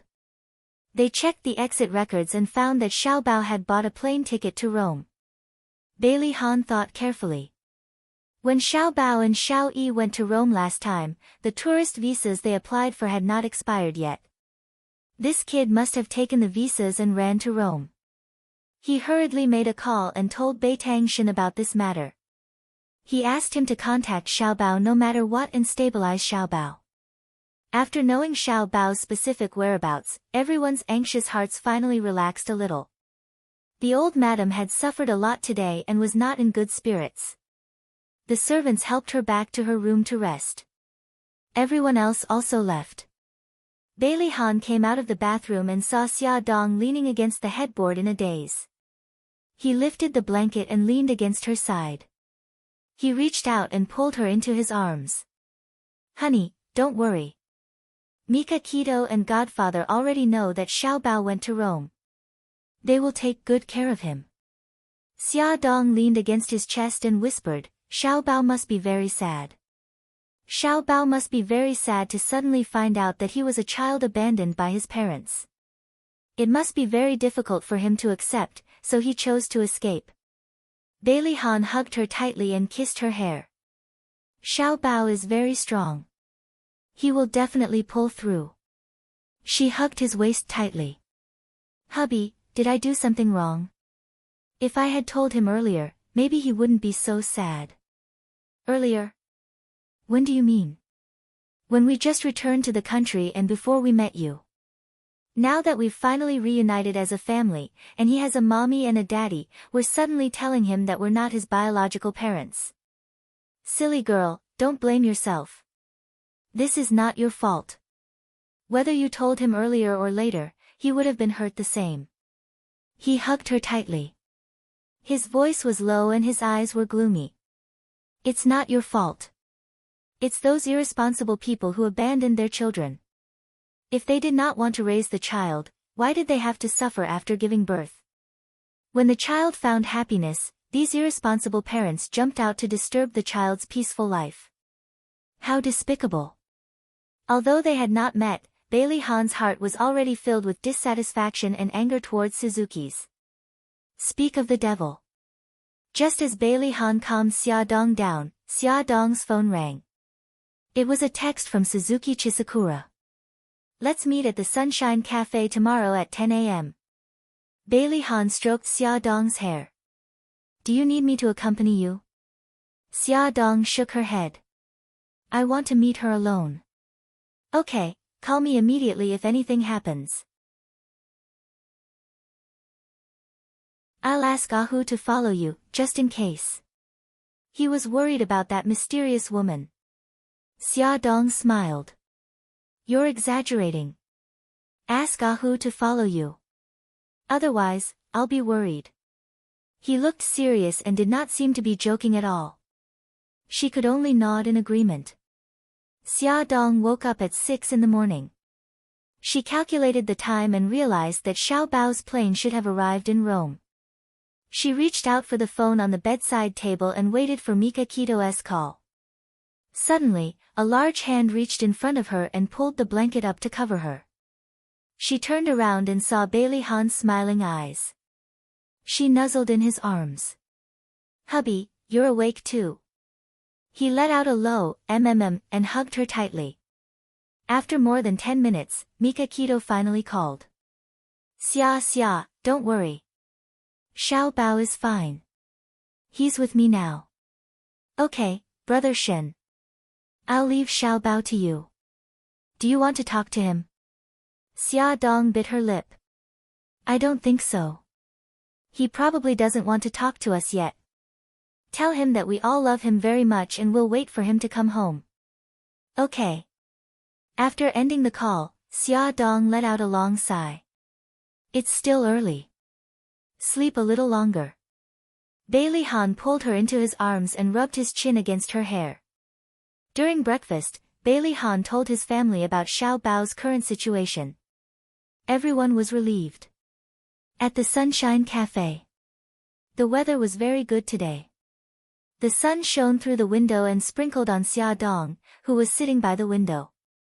She looked calm as she gently stirred the coffee in her hand and waited for the person she was supposed to meet. Ahu was sitting at the table behind her with a newspaper in his hand. He seemed to be reading it seriously, but in reality, all his attention was on Xia Dong. The crisp sound of high heels could be heard.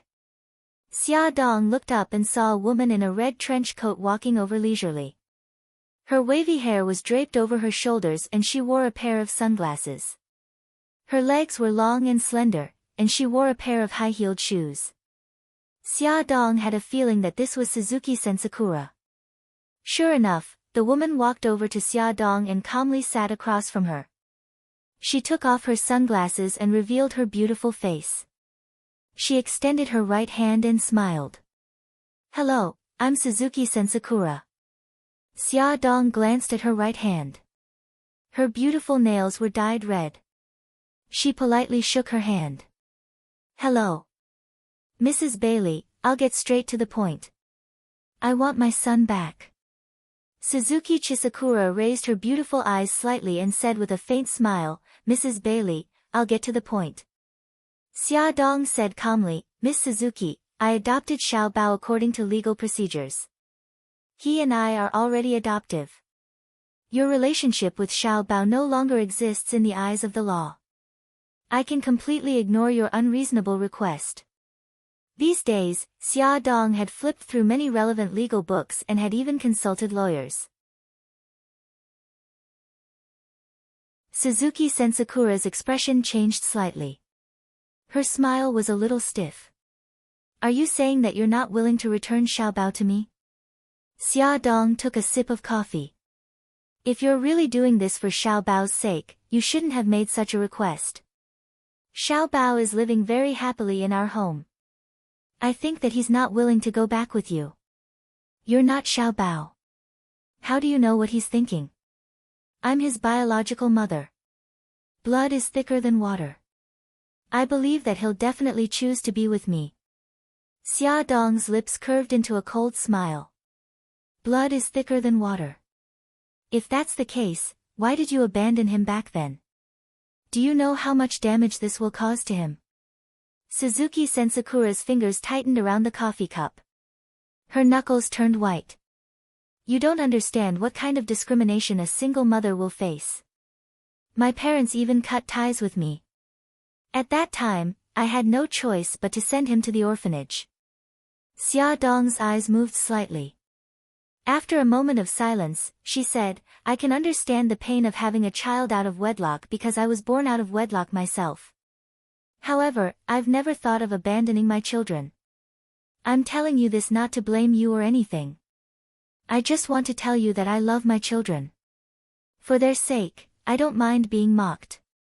I think that Xiao Bao being with me is the best choice for him. If you really love him, you should think about him. Suzuki Sensakura didn't look surprised. Before she decided to take back the children, she had done a lot of research on Xia Dong and the Bailey family. Of course, she also knew that she had a child out of wedlock. She said calmly, as far as I know, the Bailey family has a rule that only the eldest son can inherit the family business. In the future, the Bailey group and the Xinghao group will belong to Bailey Yi. Xiao Bao won't get anything. As for me, I'm already financially capable and I only have one child. If Xiao Bao marries me, he'll be able to inherit a large amount of money in the future. Xia Dong looked at her steadily. Other than money, what else can you give him? Suzuki Sensakura smiled. I love him. Xia Dong smiled. In that case, we'll let Xiao Bao choose for himself. Suzuki Sensakura raised her eyebrows. Okay, but I want to meet Xiao Bao. You've already cultivated a relationship with him. I also need time to cultivate a relationship with him. This is only fair. This depends on Xiao Bao. If he wants to meet you, I won't stop him. If you don't mind, I'd like to visit the Bailey family today and meet Xiao Bao. Xia Dong pursed her lips. I can't do it today. Xiao Bao went abroad to visit his family. Suzuki Sensakura's eyes were filled with suspicion. He was at home for the past 2 days. Why did he suddenly go abroad? Are you trying to play some tricks? We can escape for a while, but can we escape for a lifetime? This matter can't be solved by running away.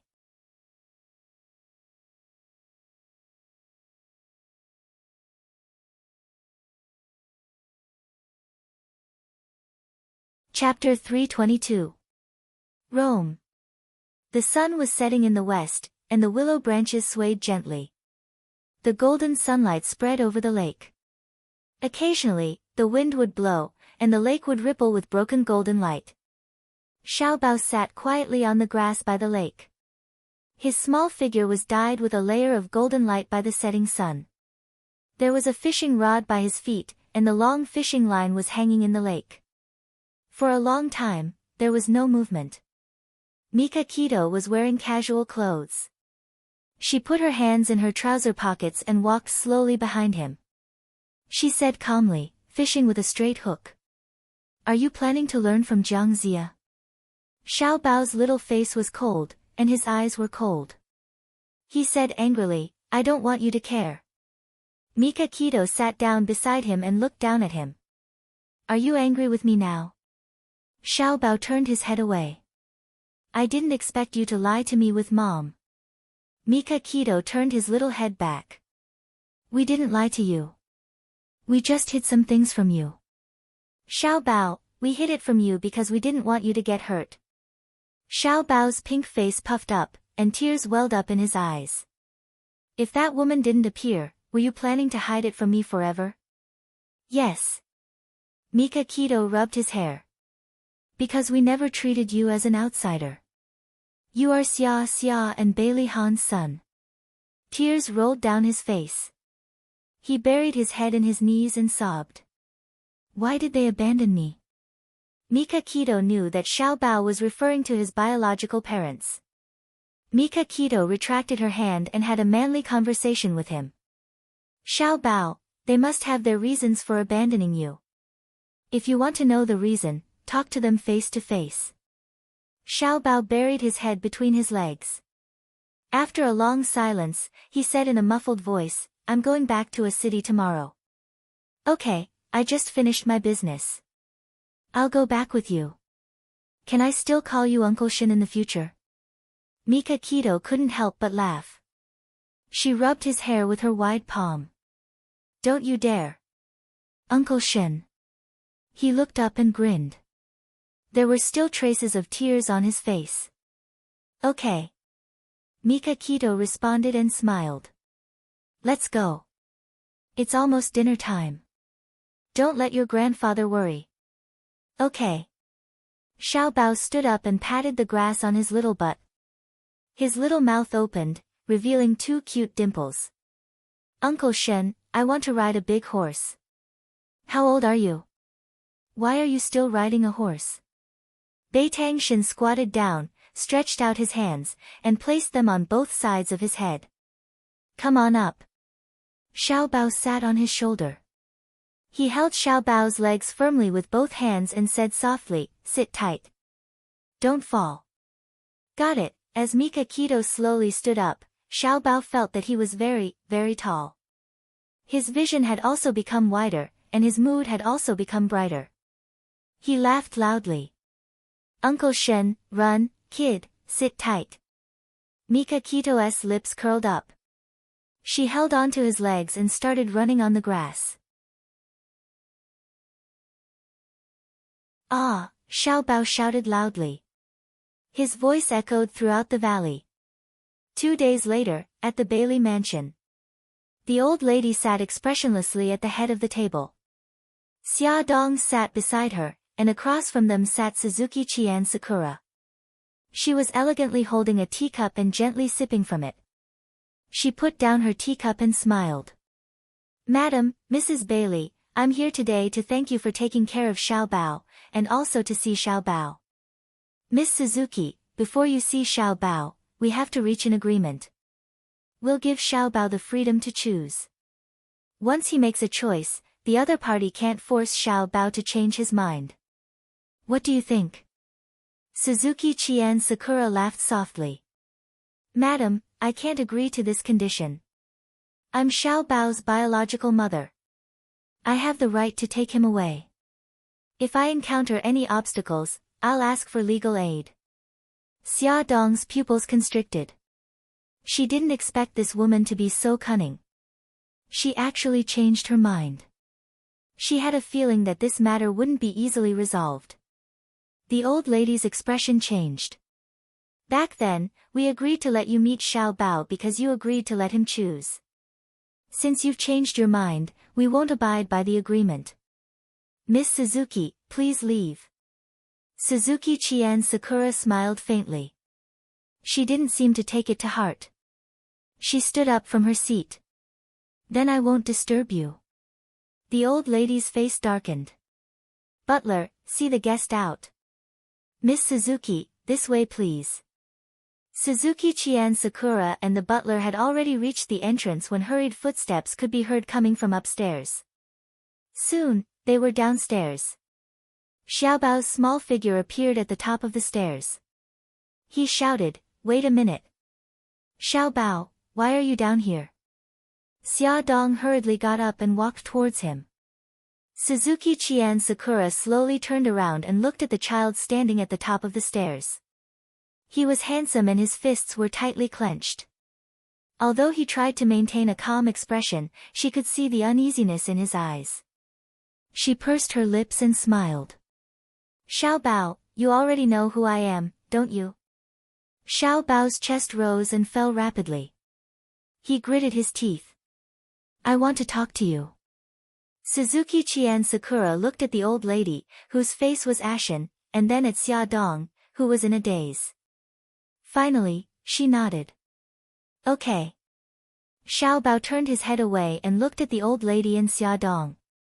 "Great-grandma, mommy, I want to talk to her." They had no choice but to nod. Xiaobao said coldly, "Come with me." He walked up the stairs with his short legs.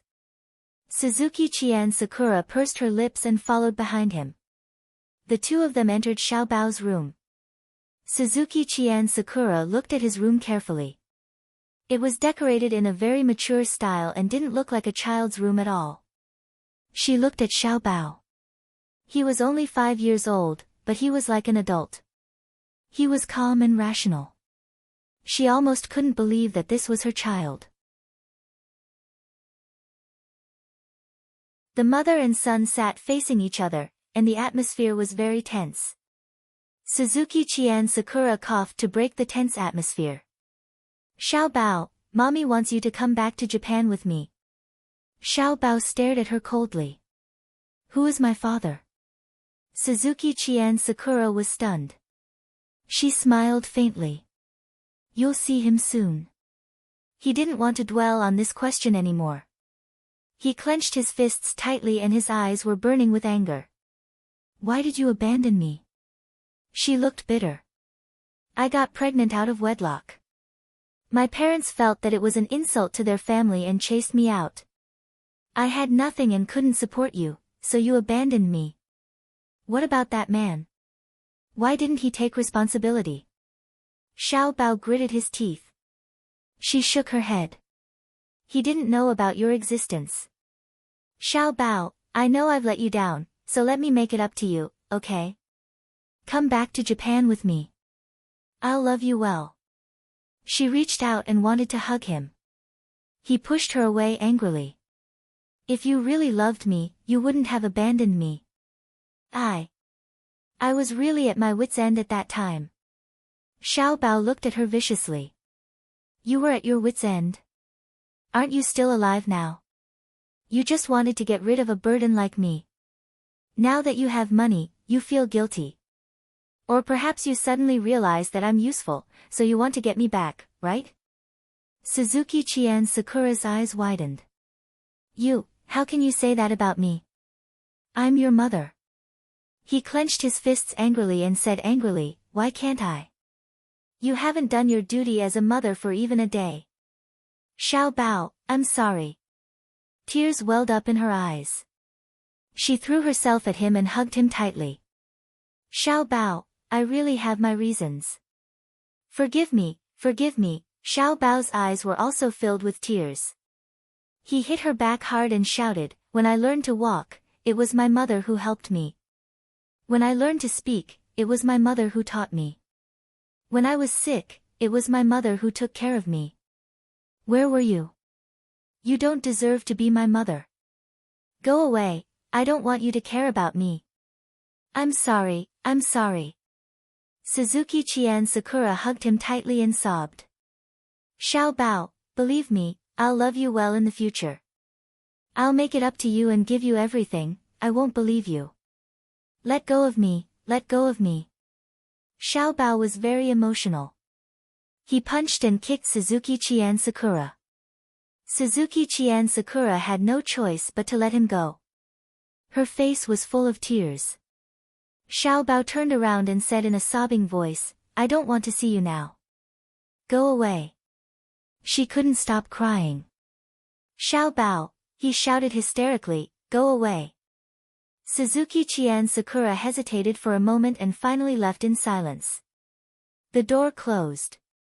Xiao Bao threw himself on the bed and buried himself in the blankets, crying loudly. After Suzuki Qian Sakura left the room, she stood in the corridor for a long time to control her emotions. She then fixed her appearance in the makeup box before going downstairs. Old Madame Sheng had already returned to her room to rest. Xia Dong was the only one in the living room. Suzuki Qian Sakura forced a smile. Xiao Bao is a little emotional. I'll go back first. Xia Dong nodded slightly and walked her to the door. Suzuki Qian Sakura came out of the villa and walked to the parking lot. A red Ferrari approached from afar. She stood still and waited for the Ferrari to stop. Bailey Yun saw Suzuki Qian Sakura standing in front of her car from afar. He frowned but quickly relaxed. He got out of the car and walked towards her with a cold expression. Why are you here? Suzuki Qian Sakura didn't answer him. Instead, she turned around and glanced in the direction of Xiao Bao's room on the second floor. She said calmly, Ah Yun, do you want to know our son's name? Bailey Yun's expression changed and his voice was cold. What evidence do you have to prove that the child is mine? She turned around and looked at him. If you don't believe me, you can do a paternity test with our son. His thin lips were pursed and his gaze was terrifying. She walked closer to him and whispered in his ear, Ah Yun, our son's name is Xiao Bao. Awesome novel, Songshu 566.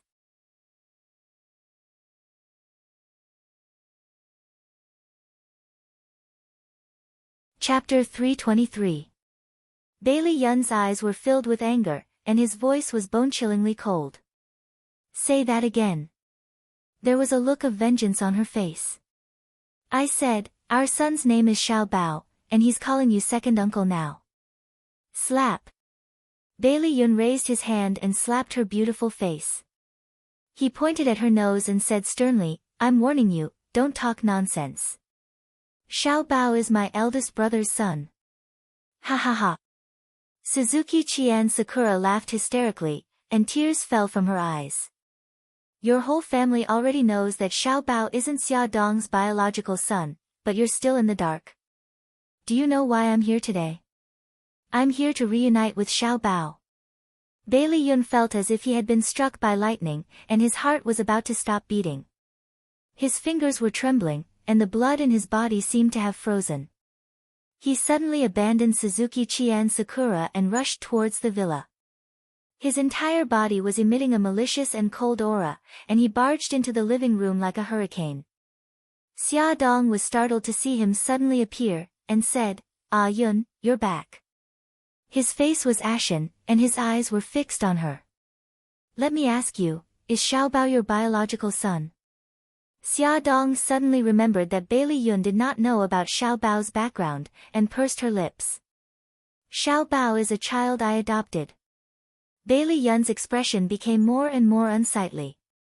Who is his biological mother? Suzuki Qian Sakura. His body suddenly froze. It's her, it's really her. No, it's impossible, I don't believe it. He turned and ran upstairs, his footsteps messy and hurried, as if there was a ferocious beast chasing after him. Xia Dong took a few steps forward and asked worriedly, Ah Yun, what's wrong? What responded to her was the sound of his increasingly hurried footsteps. Bailey Yun rushed to Xiao Bao's room and knocked on the door. Xiao Bao, open the door. Xiao Bao was crying in his blanket. He did not want to see anyone at all. When he heard him knocking on the door, he curled up into a ball and covered his ears tightly. Xiao Bao, hurry up and open the door. Bailey Yun anxiously kicked the door. Xiao Bao ignored him and continued to cry under the blanket. Bailey Yun was angry and anxious. He shouted for the housekeeper, took the spare key, and opened the door. He immediately saw Xiao Bao curled up into a ball on the bed. He quickly stepped forward and pulled the blanket off her body. With both hands, he scooped Xiao Bao up from the bed. "What are you doing? Let me go." Xiao Bao was in a bad mood. He was suddenly pulled out of the quilt and was so angry that he punched and kicked him. "Behave yourself." Bailey Yun carried him on his shoulder and slapped his little butt twice. He ran downstairs as fast as he could. "Where are you taking me? Hurry up and let me go." In the blink of an eye, Bailey Yun ran downstairs with Xiao Bao on his shoulder. Bailey Yun did not say a word and only focused on running forward. Xia Dong heard the commotion and quickly ran forward to stop him. "Ah Yun, what are you doing? It's none of your business." "I'm taking Xiao Bao somewhere," Bailey Yun said coldly. He held the punching and kicking Xiao Bao tightly and walked straight out of the villa. "Mom, save me. I don't want to go with him," Xiao Bao shouted as he pounded Bailey Yun's shoulder. He was very fast. Xia Dong could only trot to catch up. "Ah Yun, let's sit down and talk. Don't scare the child." Bailey Yun suddenly stopped and stared coldly at Xiao Bao. "Xiao Bao, do you want to know who your biological father is?" Xiao Bao was stunned. He said again, "If you want to, then come with me." After saying this, he continued to walk forward. Xiao Bao did not struggle anymore. Xia Dong wanted to chase after him, but Xiao Bao said, "Mom, it's okay. I'll go with second uncle." She could only stop and watch as Bailey Yun threw Xiao Bao into the Ferrari. Bailey Yun took Xiao Bao to a paternity test hospital. He carried Xiao Bao and barged into an office. He said to the doctor, who looked surprised, "We want to do a paternity test." Xiao Bao turned his head and stared at Bailey Yun. His little face was filled with astonishment. Bailey Yun pursed his thin lips and looked very upset. The doctor quickly said, "Do you have an appointment?" Bailey Yun said sternly, "Cut the crap. I want to do it now." He exuded a cold aura. His eyes were red and fierce. The doctor had an illusion that he was like a ferocious beast that could pounce on him and tear him apart at any time. He wiped the cold sweat off his forehead and smiled. "Okay, please leave a sample. Blood, hair, oral mucosa. Choose one." Bailey Yun pulled out a few strands of hair from his head and put them in the small bag in the nurse's hand. He lowered his head and stared at Xiao Bao with his dark eyes. He said in a deep voice, "Pull out a few strands of your hair." Xiao Bao was already confused by his own guess. Without any words, he pulled out a few strands of his hair and put them in another small bag. The doctor said, "Sir, please register now. We will come out with the test results in a week." Bailey Yun put Xiao Bao down on the ground. He filled in the form and asked, "I will only give you 2 days. I want the results in 2 days. This is impossible." Bailey Yun slammed the pen on the table. 100,000. Give me the results in 2 days. If you can't do it, I will change to another hospital immediately. The doctor picked up the registration form and saw the 3 words, Bailey Yun, written on it. He suddenly thought of the biggest Bailey family in a city. His heart thumped, and he quickly squeezed out a smile. Yes. We will come out with the test results as soon as possible." Bailey Yun stared at him coldly. "This matter must be kept secret. If you dare to leak a word, your appraisal institution will be closed down." Understood. We will keep it secret."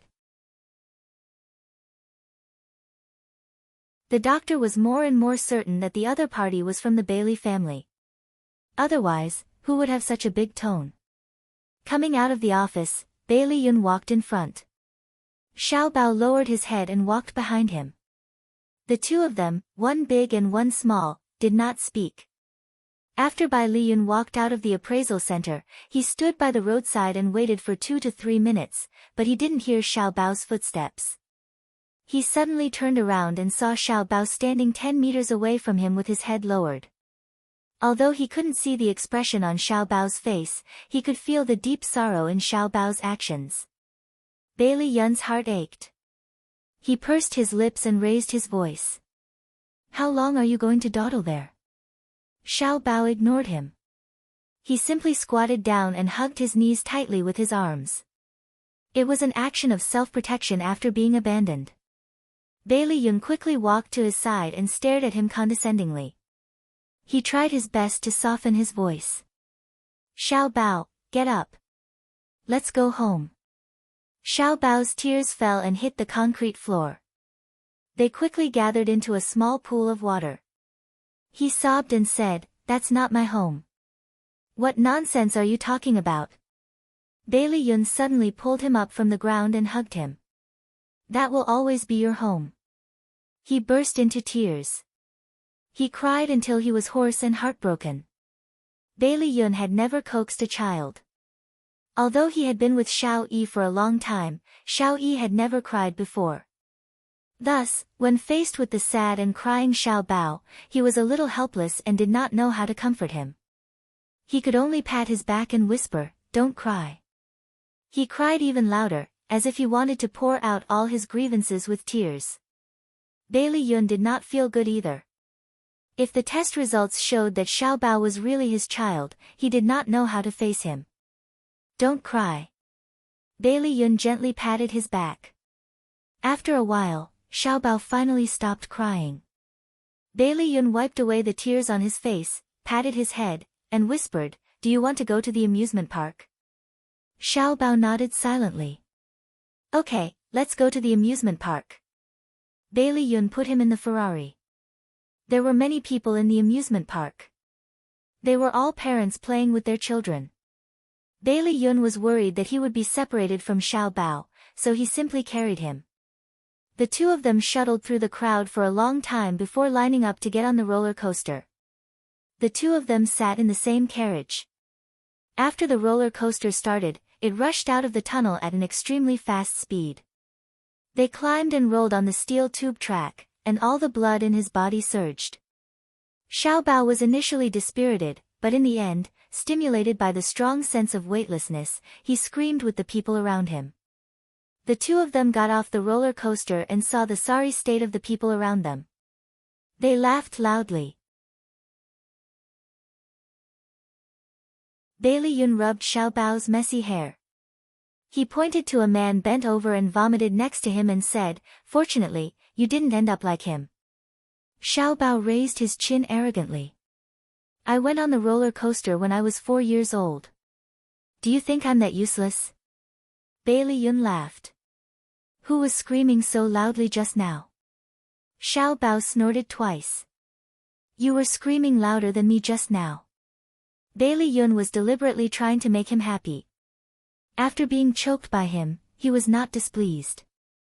He patted his little head and said, What else do you want to do? Bungee jumping. Bailey Yun's mouth twitched. Little brat, you haven't even grown your teeth yet. What bungee jumping? Change it. Xiao Bao bared his teeth and glared at him. You're discriminating against my age. Bailey Yun also glared at him. Your bones haven't fully developed yet. Bungee jumping can easily cause your bones to fall off. Be a good boy and change it. Xiao Bao's beautiful eyes darted around. Suddenly, there was a flash of light. Then let's go to the horror town. Bailey Yun's face darkened. What's there to see in the horror town? Change it. I heard that ghosts can jump out of the horror town to scare people. It's so fun. Some of my classmates have been here before. Let's go in and take a look. Xiao Bao blinked his big eyes and acted cute. Hearing this, Bailey Yun could not agree to it. No, such a young child. What if he gets scared by the horror town? Xiao Bao stared at him for a while and suddenly laughed. Second uncle, are you scared? Scared? What a joke. Why would I be scared? Bailey Yun patted his chest righteously. Your second uncle has the most guts. Then let's go to the horror town. If you don't agree, it means that you're a coward. Xiao Bao looked at him proudly with an, "I've seen through you" expression. Bei Liyun gritted his teeth and rubbed his cheeks. "Okay, let's go. I'm not scared of you." He held Xiao Bao's hand and walked forward. Xiao Bao covered his mouth and laughed secretly. So second uncle was afraid of ghosts. Ha ha ha. The horror town was not just for show. It was so scary. The ghosts and monsters here weren't rigid stone sculptures, they could move. In the dark room, the sound effects of horror movies were playing. From time to time, white ghosts would float above or behind them. There were also ghosts with long hair combing their long hair in front of a mirror. The mirror reflected a bloody face. Bei Liyun was about to vomit. He held Xiao Bao's hand tighter and tighter. Cold sweat broke out on his back. He quickened his pace, intending to get out of here as soon as possible. Suddenly, an arm patted him heavily on the shoulder. His body trembled. He did not dare to look back and said with a trembling voice, "Xiao Bao, look. What's behind me?" There was no response. Xiao Bao. Bei Liyun's heart tightened. He could not care about anything else. He quickly turned around and lowered his head. Xiao Bao was standing in front of him.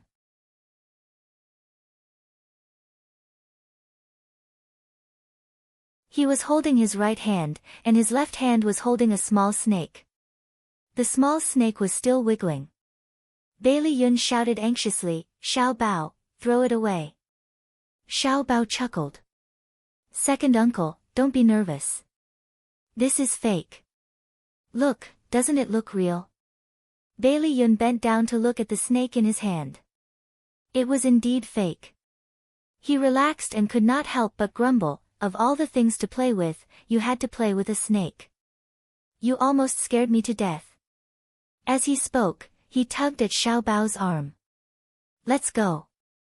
Let's get out of here." After taking a few steps, he suddenly felt that something was wrong. "Xiao Bao, who was patting my shoulder just now?" Xiao Bao was very surprised. Did someone pat your shoulder?" "I didn't see anyone." Bei Liyun's body froze. All the hair on his body stood on end. He felt that the place was gloomy and cold. He looked around suspiciously. There was no one. Could there really be ghosts in the horror city? Bei Liyun was frightened by the thought that appeared in his mind. He suddenly bent down, picked up Xiao Bao, and ran out quickly. "Second uncle, what are you doing? Don't run." Xiao Bao was held tightly by his arms. He could barely breathe. "This place is gloomy. It's too strange. Let's get out of here quickly." Bei Liyun hurriedly explained and continued to run forward. Don't run. There are no ghosts." Xiao Bao knew that his timid second uncle must have been frightened by the hand that patted him just now. Hey, Bei Liyun, don't run. It's me." Suddenly, a familiar voice entered Bei Liyun's ears. He held Xiao Bao in his arms and stopped. He saw a white figure running towards them. "Bei Liyun, it's me, Li Duobao. I didn't expect you to be so timid." Bei Liyun was so angry that he almost vomited blood. 10 minutes later, the three of them were sitting in a hot drink shop in the amusement park. Bei Liyun's face was gloomy like the sky before a storm. He used a straw to poke the lemon in his lemon tea. He completely ignored Li Duobao and Xiao Bao. Come and see. Xinwu 799.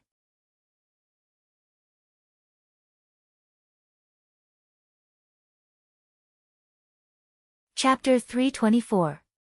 Li Duobao and Xiao Bao looked at each other. Both of them stuck out their tongues at the same time and made an expression that said, "We're in trouble." Li Duobao's round apple face scrunched up and she said pitifully, "Bei Liyun, don't be angry. It's my fault. I shouldn't have teamed up with Xiao Bao to scare you." It turned out that Li Duobao had recognized Bei Liyun when she was playing in the City of Horrors. She wanted to prank him and tease him, so she signaled Xiao Bao not to expose her. Then, she purposely patted Bailey Yun's shoulder and hid behind a stone statue. Hence, when Bailey Yun turned around, he didn't see anything. Bailey Yun poked his lemon hard and ignored her. Li Duobao pouted and turned to look at Xiao Bao. She winked and said, "What should I do? He's ignoring me." Xiao Bao shrugged and sighed silently. "I sympathize with you, but I don't know what to do either." Li Duobao bit her lip awkwardly.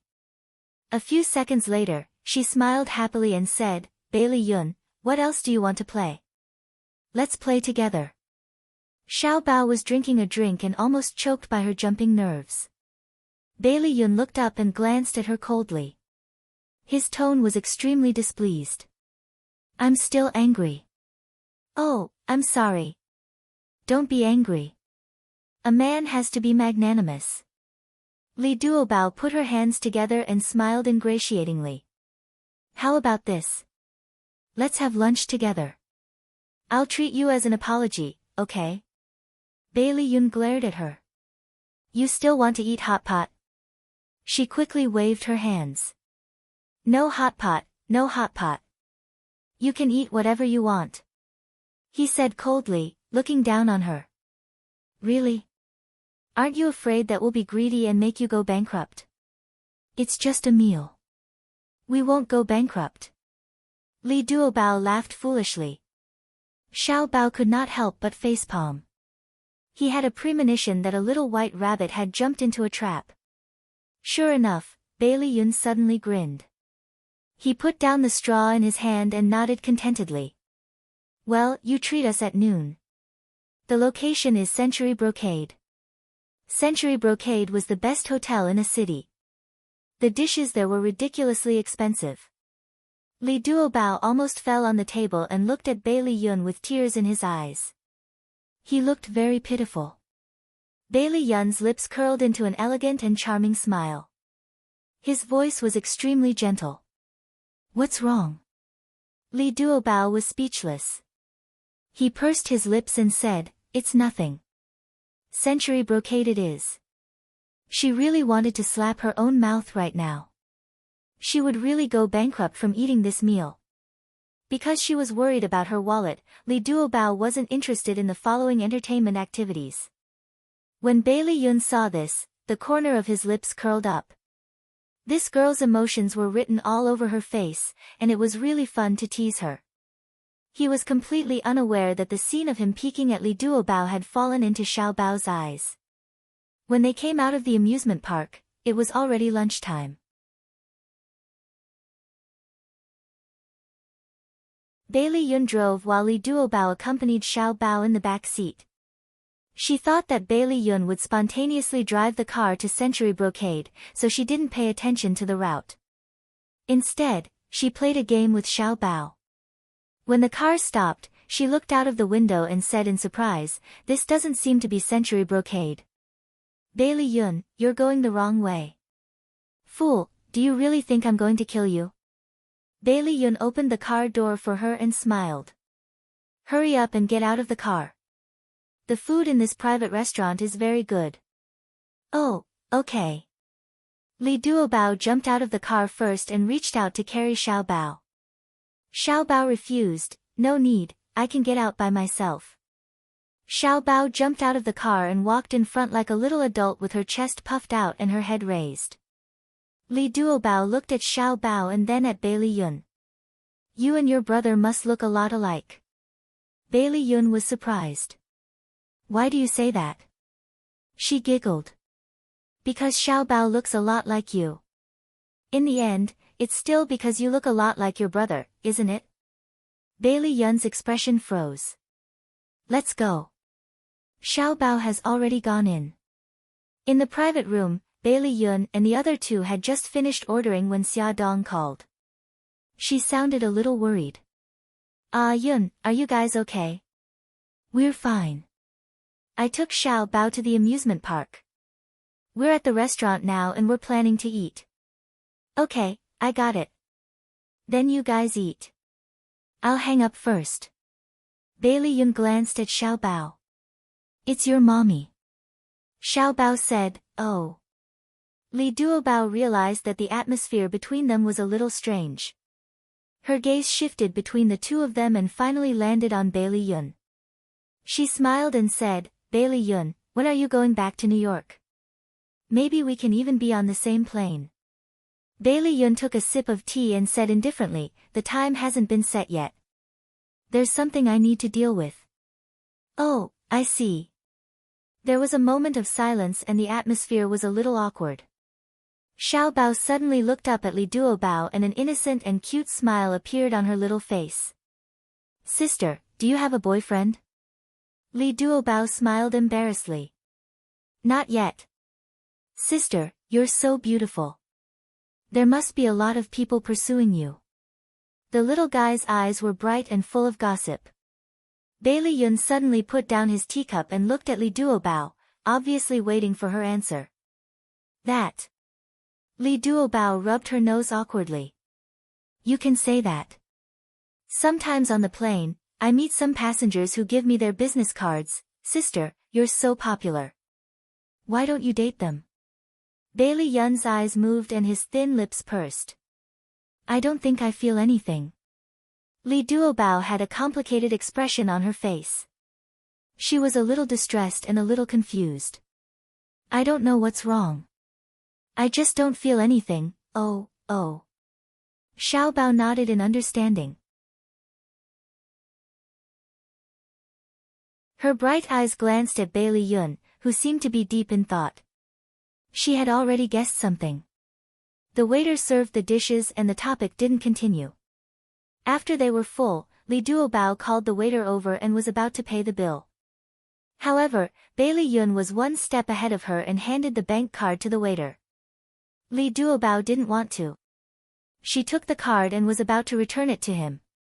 Didn't we agree that I'll treat you? Stop fooling around. You can treat me next time. Bailey Yun handed the card back to the waiter. It didn't look good pushing it back and forth. Li Duobao didn't insist and put away her card. All right then, I'll treat you next time. Xiao Bao cast a disdainful glance at Bailey Yun. It was that simple. He had laid the foundation for the next date. A love expert was indeed a love expert. In the next second, Xiao Bao frowned because he thought of a serious problem. If his second uncle was really his father, then what was going on between him and Suzuki Chien Sakura? Should he support his biological parents being together, or should he support Bailey Yun and Li Duobao being together? Damn it, why was he thinking so much? If Bailey Yun was really his father, he should hate him. Why did he care so much about him? After eating, they strolled around the streets. The two adults and the child looked like a family of three. When Li Duobao saw the ice cream shop, she held Xiao Bao's hand and ran forward quickly. The two of them leaned on the glass counter and stared at the beautiful ice cream inside. Then, they turned around in unison, blinked their beautiful big eyes, and said in unison, I want to eat ice cream. Bailey Yun didn't know whether to laugh or cry. Li Duobao, how old are you? You're still acting like a child. And you, Xiao Bao, why are you eating ice cream in the middle of winter? Be careful not to catch a cold. Li Duobao and Xiao Bao looked at each other and nodded firmly, completely ignoring Bailey Yun. Li Duobao took out a bill from her wallet and said, 2 ice creams, 1 strawberry flavor, 1. She looked down at Xiao Bao. Xiao Bao, what flavor do you want? Xiao Bao smiled sweetly. Pineapple flavor. 1 strawberry flavor, 1 pineapple flavor, thank you. Li Duobao handed the bill to the cashier. Hey, you two, how dare you ignore me? Bailey Yun took a few steps forward and stared at the two of them with an unhappy expression. Next to them, an old lady who was buying ice cream with her grandson said with a smile, young man, if your wife and child want to eat ice cream, let them eat it. It's okay to eat it once in a while. Li Duobao's face turned red and she stuttered as she explained, Auntie, I'm not, wife. Bailey Yun suddenly interrupted her.